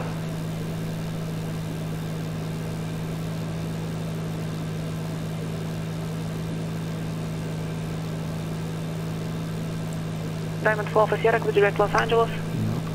You know, I'm gonna actually put in the real world weather for this one. direct Los Angeles 24 officer. Skyhawk 176, contact local departure. Skyhawk 176, push 28-1, see ya. How's that? Approach November 259 Charlie Papa, 4000 direct Fox 2, information. Man, you missed your lights, heats, ignitions call. What's that? Missed your lights, heats, ignitions call on rollout. Lights, heats, ignitions. Flight present heading, descend, maintain 3000 November 259 Charlie Papa. 19 Papa John, when altimeter 2982, advise when you have Bravo. 2982 will advise November 259 Charlie Papa. SoCal, Skyhawk 53176, 1600, climbing 2000. Skyhawk 53176, local departure, contact, climb and maintain 4000. Up to 4000, Skyhawk 176. Dude, we've got some clouds. 4241 Alpha with right request now, to dude. begin our descent. We've got some actual flying to do this weekend. Falling off a UV 5, don't get the request now. Are we gonna actually do it? Hopefully. We're gonna finally chase down a cloud. Ground United 2050 and if you want to make your radio calls, Q radio calls, just include good morning or good afternoon in a very chipper tone. Hi! SoCal Approach, how are ya? SoCal Approach, good afternoon, Skyhawk 53176. Dude, you would have loved my first instructor. He had the funniest frickin' radio calls ever. He was like such a surfer. John Wayne Ground United 2050 requesting taxi. And he was a fan of the unsolicited ident. United 2050, John Wayne Ground, swap 1723. Oh, we're looking good. 1723. Here we go. Like an accidental. You beat me to it below. 75. Jack 176, cleared direct popper. Direct popper, Skyhawk 53176.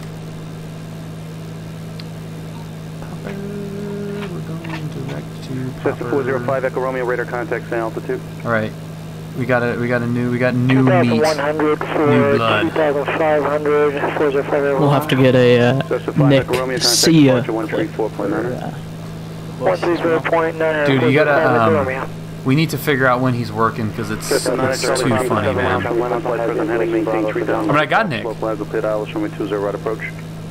Do we have some Nick in here? Yeah. I think it's this one. Right, right at hotel. Can't hear it. You will in a second. Heading, maintain 3000 till establish third ILS, student 20 right approach, November 259 Charlie Papa. 021 Alpha, contact point group approach 124.7. Did you hear it in the stream? Yeah. 124.7, 41 Alpha. United 2050, thanks, runway 20 right, taxi Alpha Lima, hold short, runway 20 left. Alpha Lima short of 20 left, United 2050. Well, practice makes perfect. We're gonna have the Coastal Papa 1 route freaking down, dude. You're gonna have this route memorized. My God. SoCal, departure, resume on navigation. I mean, I probably already have it memorized. Navigation, 405 Echo Romeo. Departure 220. Radar vector Seal Beach. 134.9er. Popper. Santa Monica. Silex. Burbank. 4000. Easy. SoCal approach, Diamond 24 Alpha Sierra, level 6000. Number start 24 Alpha Sierra, SoCal approach, Los Angeles, altimeter 2982. Okay, how fast? Cessna 9 at Charlie Bob, contact John Wayne Tower 126.8. go. You know what would really suck? Number 9 Charlie Papa, contact John Wayne Tower is if 126.8. while we're kicking this pig, 126.8, the engine blows up. we have to declare over like approach Sepulveda Pass or something. Alpha is mission failed. We'll get them next time. 4241 Alpha, point go approach camera altimeter 2980, field at your 12 o'clock and 6 miles field in sight. Let's do this. Bring my own soundboard to the table now. Number 41 Alpha, be up the field. Dude, yeah, dude, 4,000 feet and it is just solid. What's the in your fancy flight? What's the icing level? Stand by. 12 o'clock and 6 miles, 4241 Alpha. Do you have the field, sir? Because I'm showing 11 right now at 4,000. 741 Alpha, radar service terminated. Squawk VFR, contact Camarillo Tower 128.2, good night. According to ForeFlight, there is, actually I think it's a loading still. Stand by. 1238.2, 41 Alpha. 128.2, please. ForeFlight is showing no icing. 41 Alpha. Yeah. Delta 576, contact So it's Burbank probably... 118.7. Yeah, if we figured out what the zero was below, you're probably right. But I'm guessing that this is just a marine layer, and there's nothing above it. John Wayne Tower, November 2, As usual for SoCal. 20 right, information Bravo. Just like a thick marine layer. Yeah. Number 359 Charlie Papa, John Wayne Tower, 20 right, clear lane. Clear land 20 Nothing right, above November that. 259 Charlie It's Papa. not even a thick marine layer. Mm-mm. Well, this is also... visual 15. It's currently at John Wayne Camarillo overpass Tower, Sirius 1500. 4241 Alpha, 5 miles. What to does the it south, doesn't give you the landing with tops, though, X-ray. right? No. Oh, is there any Number pyreps? 2382 Gulf. ATC, how are you? No pyreps reported for tops. What about anywhere in the region?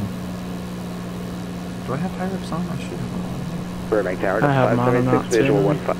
Delta 576, Burbank Tower, only 15, clear land. Clear land 15. Dude, I'm gonna give a pyrep on the next flight. United 2050, you can contact Tower 126.8. Over to Let's town. do it.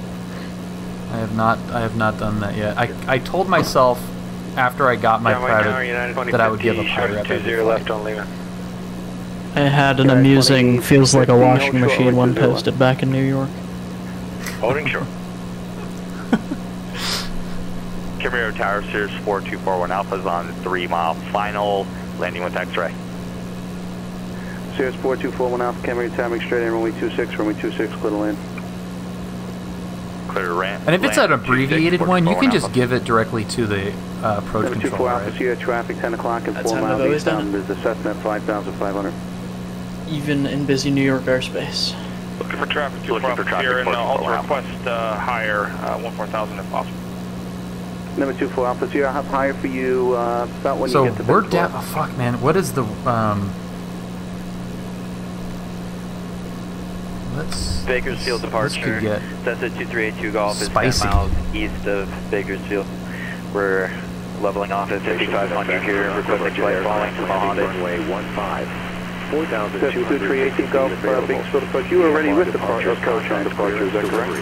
Advise on course heading, altitude, and if flight following is 2382 Golf, heading copy. read back all runway assignments and hold short instructions. Advise on initial contact. You have information echo. Number 24 Alpha, Sierra, thanks. Burbank Number 82 Flight Golf, you were handed off to Airport. approach, is that correct? Information echo. 0253 Zulu. 2382 Golf, that's 180 affirmative. Visibility 10. Number 82 Golf Aviation, remain on the frequency that you were on. Alright, so it's saying it's clear at Burbank.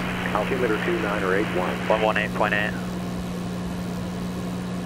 Looked like it when you zoomed out. Looks like you're about to. Yeah, but it doesn't always draw Maintain flight level 240. clouds that far out. Like the more you zoom out, the more it's localized to just where you are.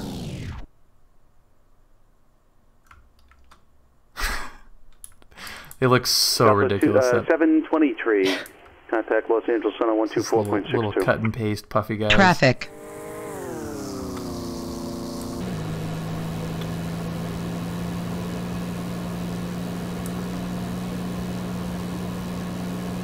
Number 41 Alpha, taxi to Park via Charlie Foxtrot, remain this frequency, good night.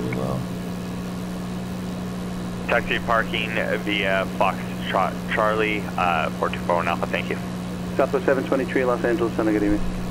Number 2382 Golf, Bakersfield approach, you back on 118.8. What are we doing over the ground? Dude, 139 over the ground. 2382 Golf, I'm back on 118.8. Number 2382 Golf, Bakersfield, altimeter 29. Do I need to post my screenshot of me doing 200 again? I show you it at 5,000. I went through the FlightAware track and I did in fact hit 200. Number 82 Golf negative, That's I moving, just show you man. at 5,000. What is your altitude right now? 2382 Golf, it's 5,300. This is how much I have Number it 82 Golf, firewalled right now. Maintain VFR. EGT Maintain VFR. is pretty peaked, 2382 Golf. and we're getting 13 gallons per hour. I burned that much fuel in the Bonanza to do like 150 indicated. So amazing, dude. That plane is cheating. I was burning 15 on my trip the other day. Doing 100 and what, 74 trip? That is cheating.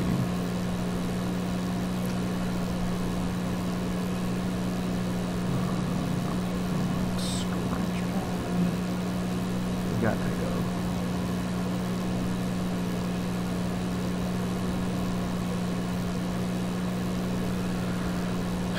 Mr. Express, happy little Friday. Do you need a yoke to fly an X-plane? Because I did the demo and I had to use mouse to steer. It is impossible on a mouse and keyboard. You don't need it, but highly recommend. So what I did basically what you probably did, Mr. Express. I found X-Plane 11 on sale when I first built my computer. That's how this whole thing started. Is it was on Steam and it was for sale. I was like, oh crap. 576. Flight sim. That's cool. And I wanted something to just so I could use it right away. 53176, contact approach 134.9. 349 Skyhawk 53176. So I got a $40 Thrustmaster HOTUS X, and I've used it for over 2 years. It works great. 128.1405 Romeo.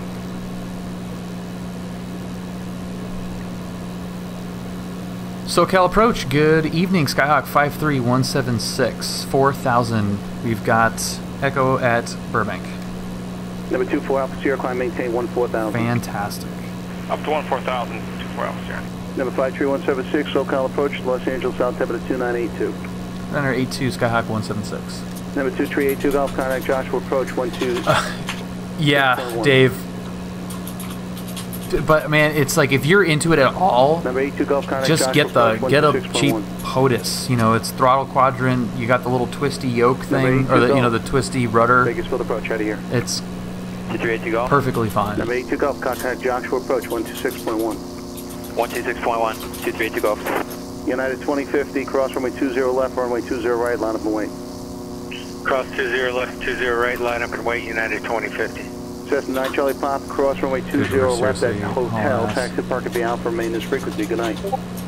The controller, I would imagine, I plugged it in one time, I didn't actually like fly with it. Here, contact Los Angeles Center 135.5. But I imagine it's better than the mouse. LA Center 135.5, Twin Star 24 Officer.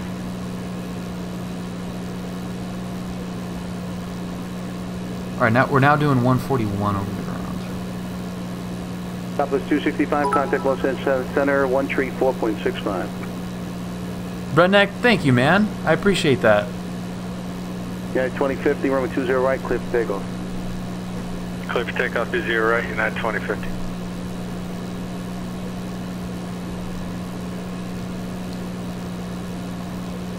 SoCal approach, Skyhawk 405 Echo Romeo at 5,500.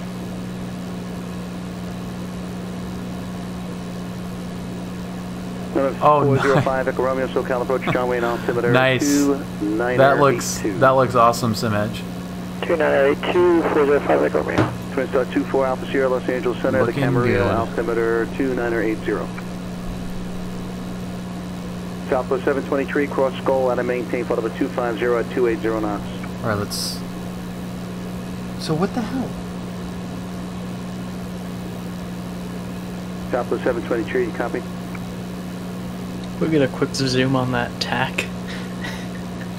Thank you, sir. Yeah, it's moving, dude.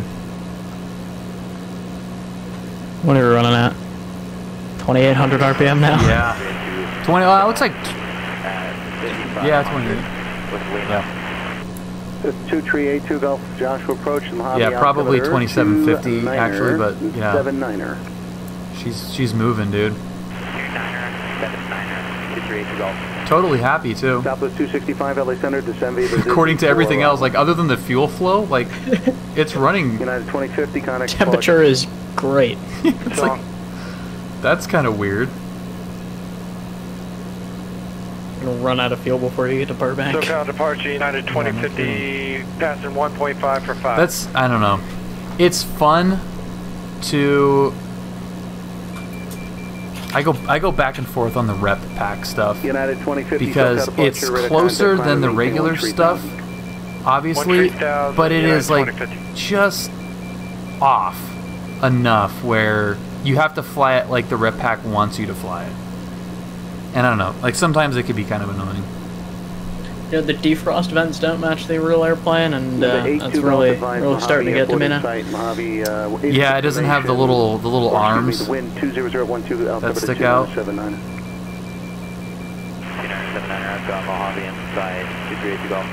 Number 238 Golf, ready service terminated. We know, we got you, dude. Contact Mojave Tower. Have a wonderful day. Yeah, that's a good way to put it, Ryan. It is an uncanny valley. That's the best way to put it. 53176, contact SoCal approach 1 tree 4.2. 34.2 Skyhawk 53176. Yeah, it's like it's almost better when it's not close. On 128.6. 28.6 solo. It is. I don't like that it yells at you immediately when you don't have like something correct. Like you pull the power back, like pulling up to the runway to slow down. 265. It immediately yells at you like RPM is setting is too low for this mixture. I'm like, dude, give me a break. Los Angeles, United 2050, passing 4,000 for 130,000. United 2050, LA Center, how you doing? Climb and maintain flight level 230. Doing splendid. Flight level 230 for United 2050. SoCal approach, Skyhawk 53176, 4000 Echo at Burbank. Skyhawk 53176, SoCal approach, altimeter 2981, expect the ILS runway 8 approach. Alright, we'll expect the ILS runway 8 approach, and is that the ILS Zulu runway 8, Skyhawk 53176? Skyhawk 176, affirmative. Roger, 176. Mojave Tower, 738 to go. 10 miles to the west of the field, full stop landing with Lima. Cessna 238 to go, Mojave Tower on the left downwind runway 30. Approach. Left downwind for 30, 238 to go. Cessna 176, flight present heading, vector for the final approach course. Present heading, Skyhawk 53176. Cessna 5 Echo Romeo, traffic at your 11 o'clock and 7 miles opposite direction, 6,500 PFR. Alright, so this is kind of, that's a little bit weird. That may have been what threw me off. Not knowing it, because I obviously wasn't paying close enough attention. But we're flying, we're already at 330. So when Eugene said at Santa Monica, I don't know if he said turn or fly, but he gave me a heading. I kind of figured that it was, like my brain just went like, well, you got a heading. And I just went to 330 instead of 300. I don't know. Zulu Yankee, contact Los Angeles Center 133.2. He said depart Santa Monica heading 330. Yeah. Did I build this panel? No. Sky 5 Echo Romeo, traffic no factor. Thank you, 405 Echo Romeo. The Los Angeles Center, United 2050, passing through 9,000 for flight level 230. Yeah, 2050 center, climb and maintain. No, that's what I'm saying, Below. Is he said 300, which was the heading that I was at. So I just went to 330 for no reason. I made up a number and flew to it.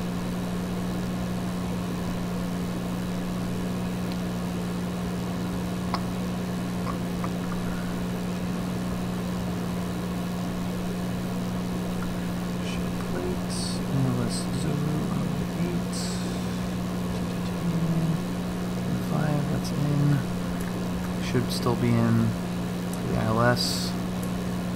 Awesome. And then we can put it into. Oh, we'll leave it. I'll leave it in GPS mode because we'll probably. Well, for vectors, no, I don't need to be on. I don't need to be on the GPS mode. We have this talk on the actual flight. We did have that exact same conversation. Southwest 265, approach now 135. And I said the same thing. Oh yeah, we're on vectors. Never mind. Remember what I did with the GPS? Going to maintain 3,300. What did you do? Go to procedures, vectors to final, and then switch here. 3,300. Switch it to VLOC mode, which you're already in. It's already it defaults. November 5. So activate vectors to final. So go back. Yeah, Skyhawk 53176. Skyhawk 176, descend and maintain 3,300. Down to 3,300, Skyhawk 53176. And that happened as well, right over the same spot where we were talking and didn't hear him.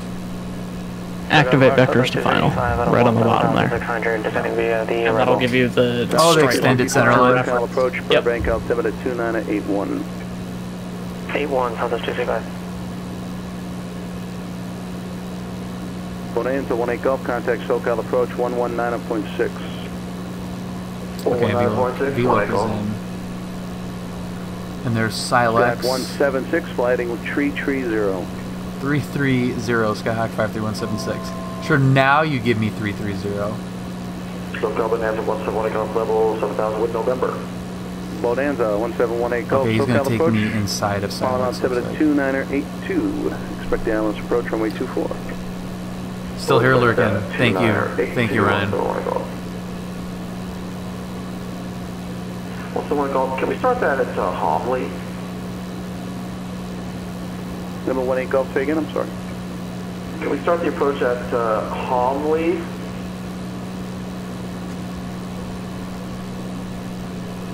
Say Bonanza 18 Gulf? Surely. Clear direct Homley.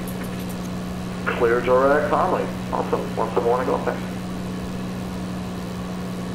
Mixture setting for your current power.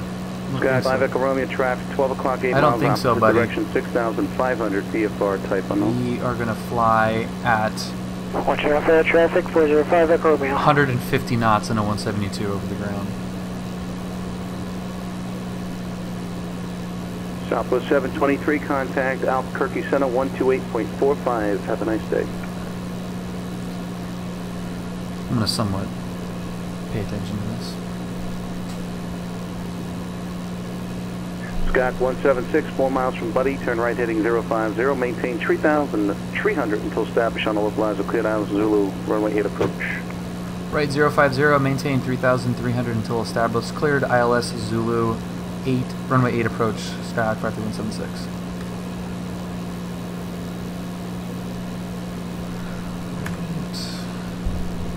So now if you are in the approach mode, it'll capture glide slope because you're starting below it.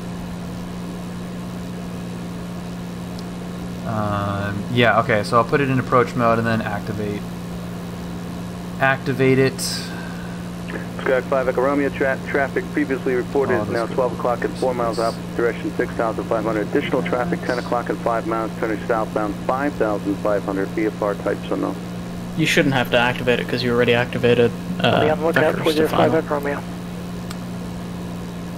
Oh, it does, so you don't have to activate the approach after that? That's one of the 2 modes of activation for the approach. Okay, got it. And that's the same on the 375, exactly. Skyhawk 176. Yep. Contact Burbank Tower 118.7. Yeah, the procedural stuff. 18.7 Skyhawk 53176. All the procedural stuff on the new Garmin GPS is pretty similar. Alright, thank you, 405 Echo Romeo. Glide slope is coming in. Los Angeles United 2050 requesting 2 minutes and 58 seconds away. Good, you remembered. United 2050, it's approved.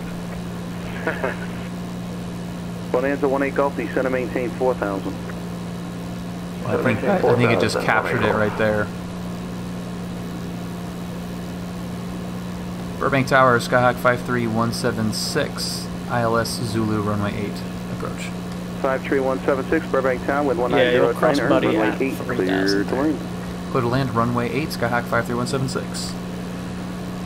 Yes, Dave, yeah, we just debriefed doing this flight in the real world, and now we're doing it in the sim twice. 232 Gulf, runway 30, clear to land. But yeah, so I mean, I wouldn't... looking down, what are your minimums? What's that? Without looking down, what are your minimums? 1075. I don't know if I trust you. You are correct, though. Well, hell yeah, man. I do have. I have the plate open. You have the plate open? Yep. Twin Star 24 Alpha Sierra, cross San Marcos at 9,000. Yeah, what's she doing now, man?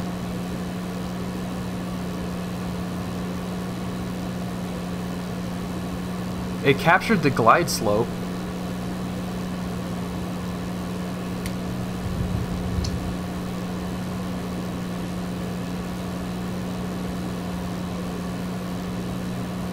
This is gonna be messy. I feel like I should just disengage the autopilot. This is curious. Yeah. What's the one call? Why would you? Why would it capture the glide slope and be so far off on the localizer? I wonder if there's a difference with the S-TEC versus the King autopilot that we're used to in 176, as far as approach arming goes. Alright, I just cycled the approach and it's still not.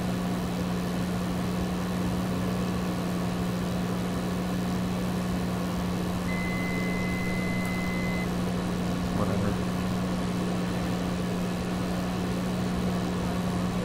I'll just hand it.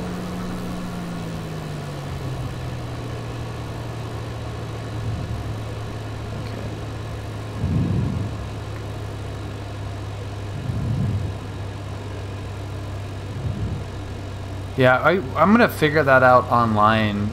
The only planes that I really fly the autopilot on the approach have been the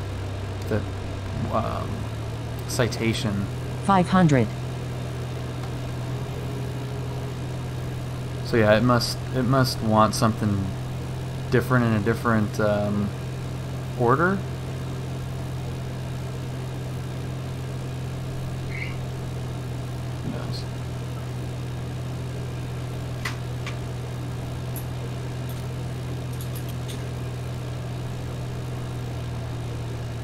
And there goes our minimums.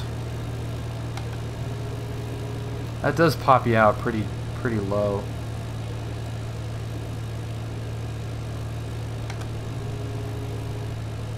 Southwest 265, radar contact loss.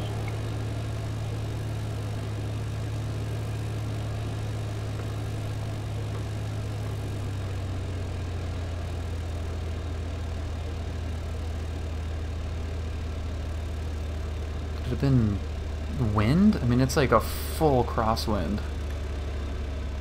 Los Angeles Center, United 2050 back. Yeah, 2050, welcome back.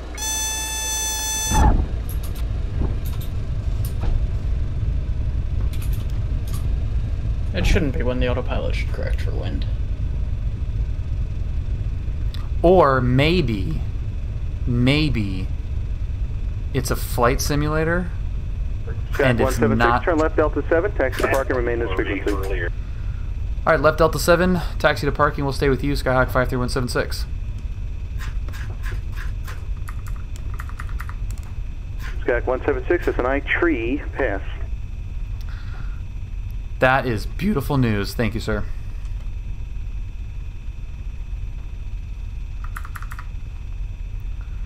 Cleared left, cleared right, let's go to million. Was that a pass that I heard? That was a pass that you heard. Requesting departure northeast with Victor.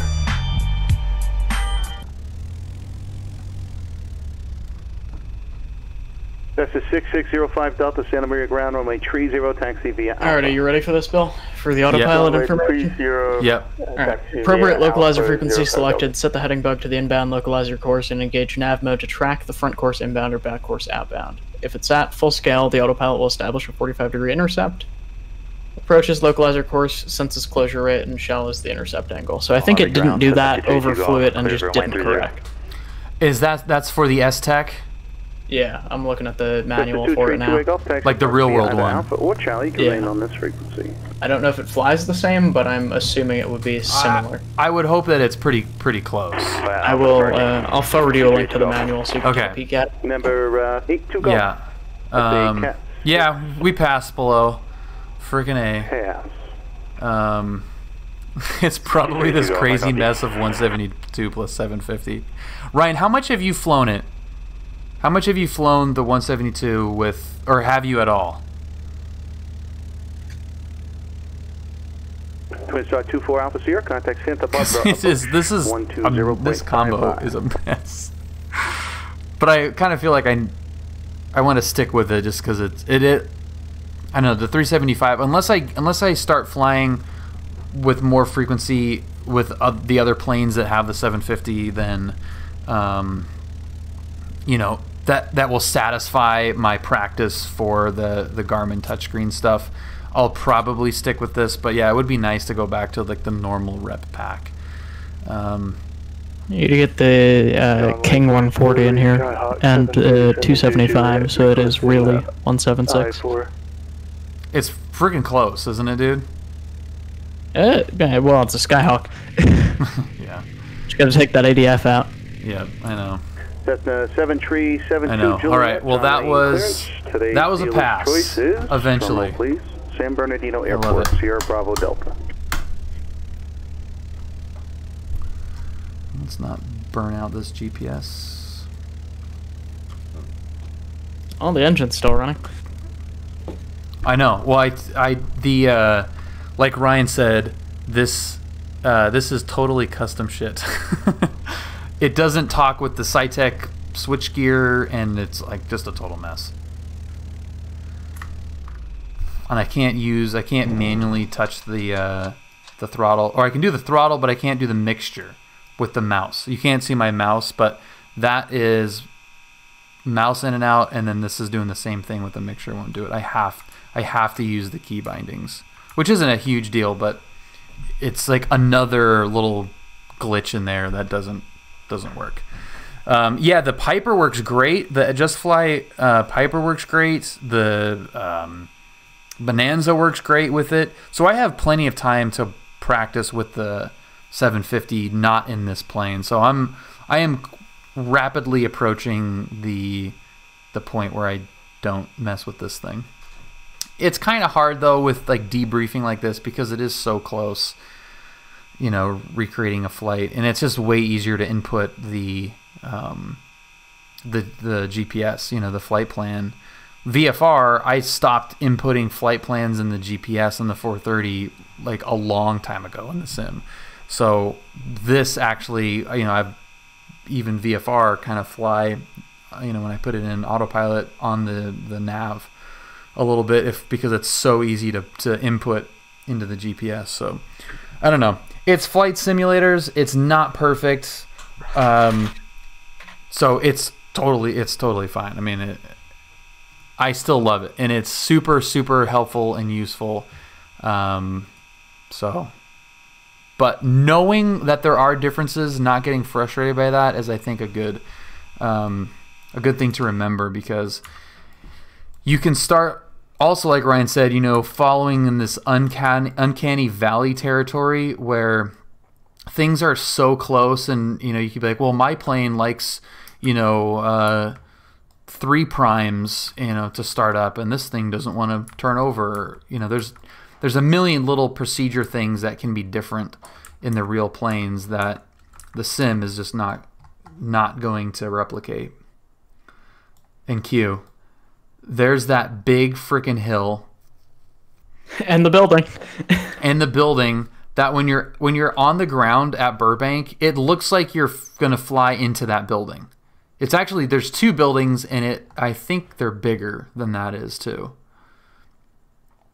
Yeah, that does look a little bit shorter in the sim. But it looks like, I mean, like the depth of field, like that's what it looks like, right about probably there. Yeah, the mountain does look bigger than it is. Yeah, sitting at Burbank, that's exactly what it is. And the minute you rotate, you're like, oh my god, that building could not be further away. It's close, but when it doesn't work, copy the risk when it doesn't work. Yeah. Okay, guys, thank you so much for joining for this exciting debrief. That video probably won't be up on YouTube for a little bit. might want to go back and add some stuff to that, but hopefully you enjoyed the video when we played it. So thank you guys. Anything else? Any questions?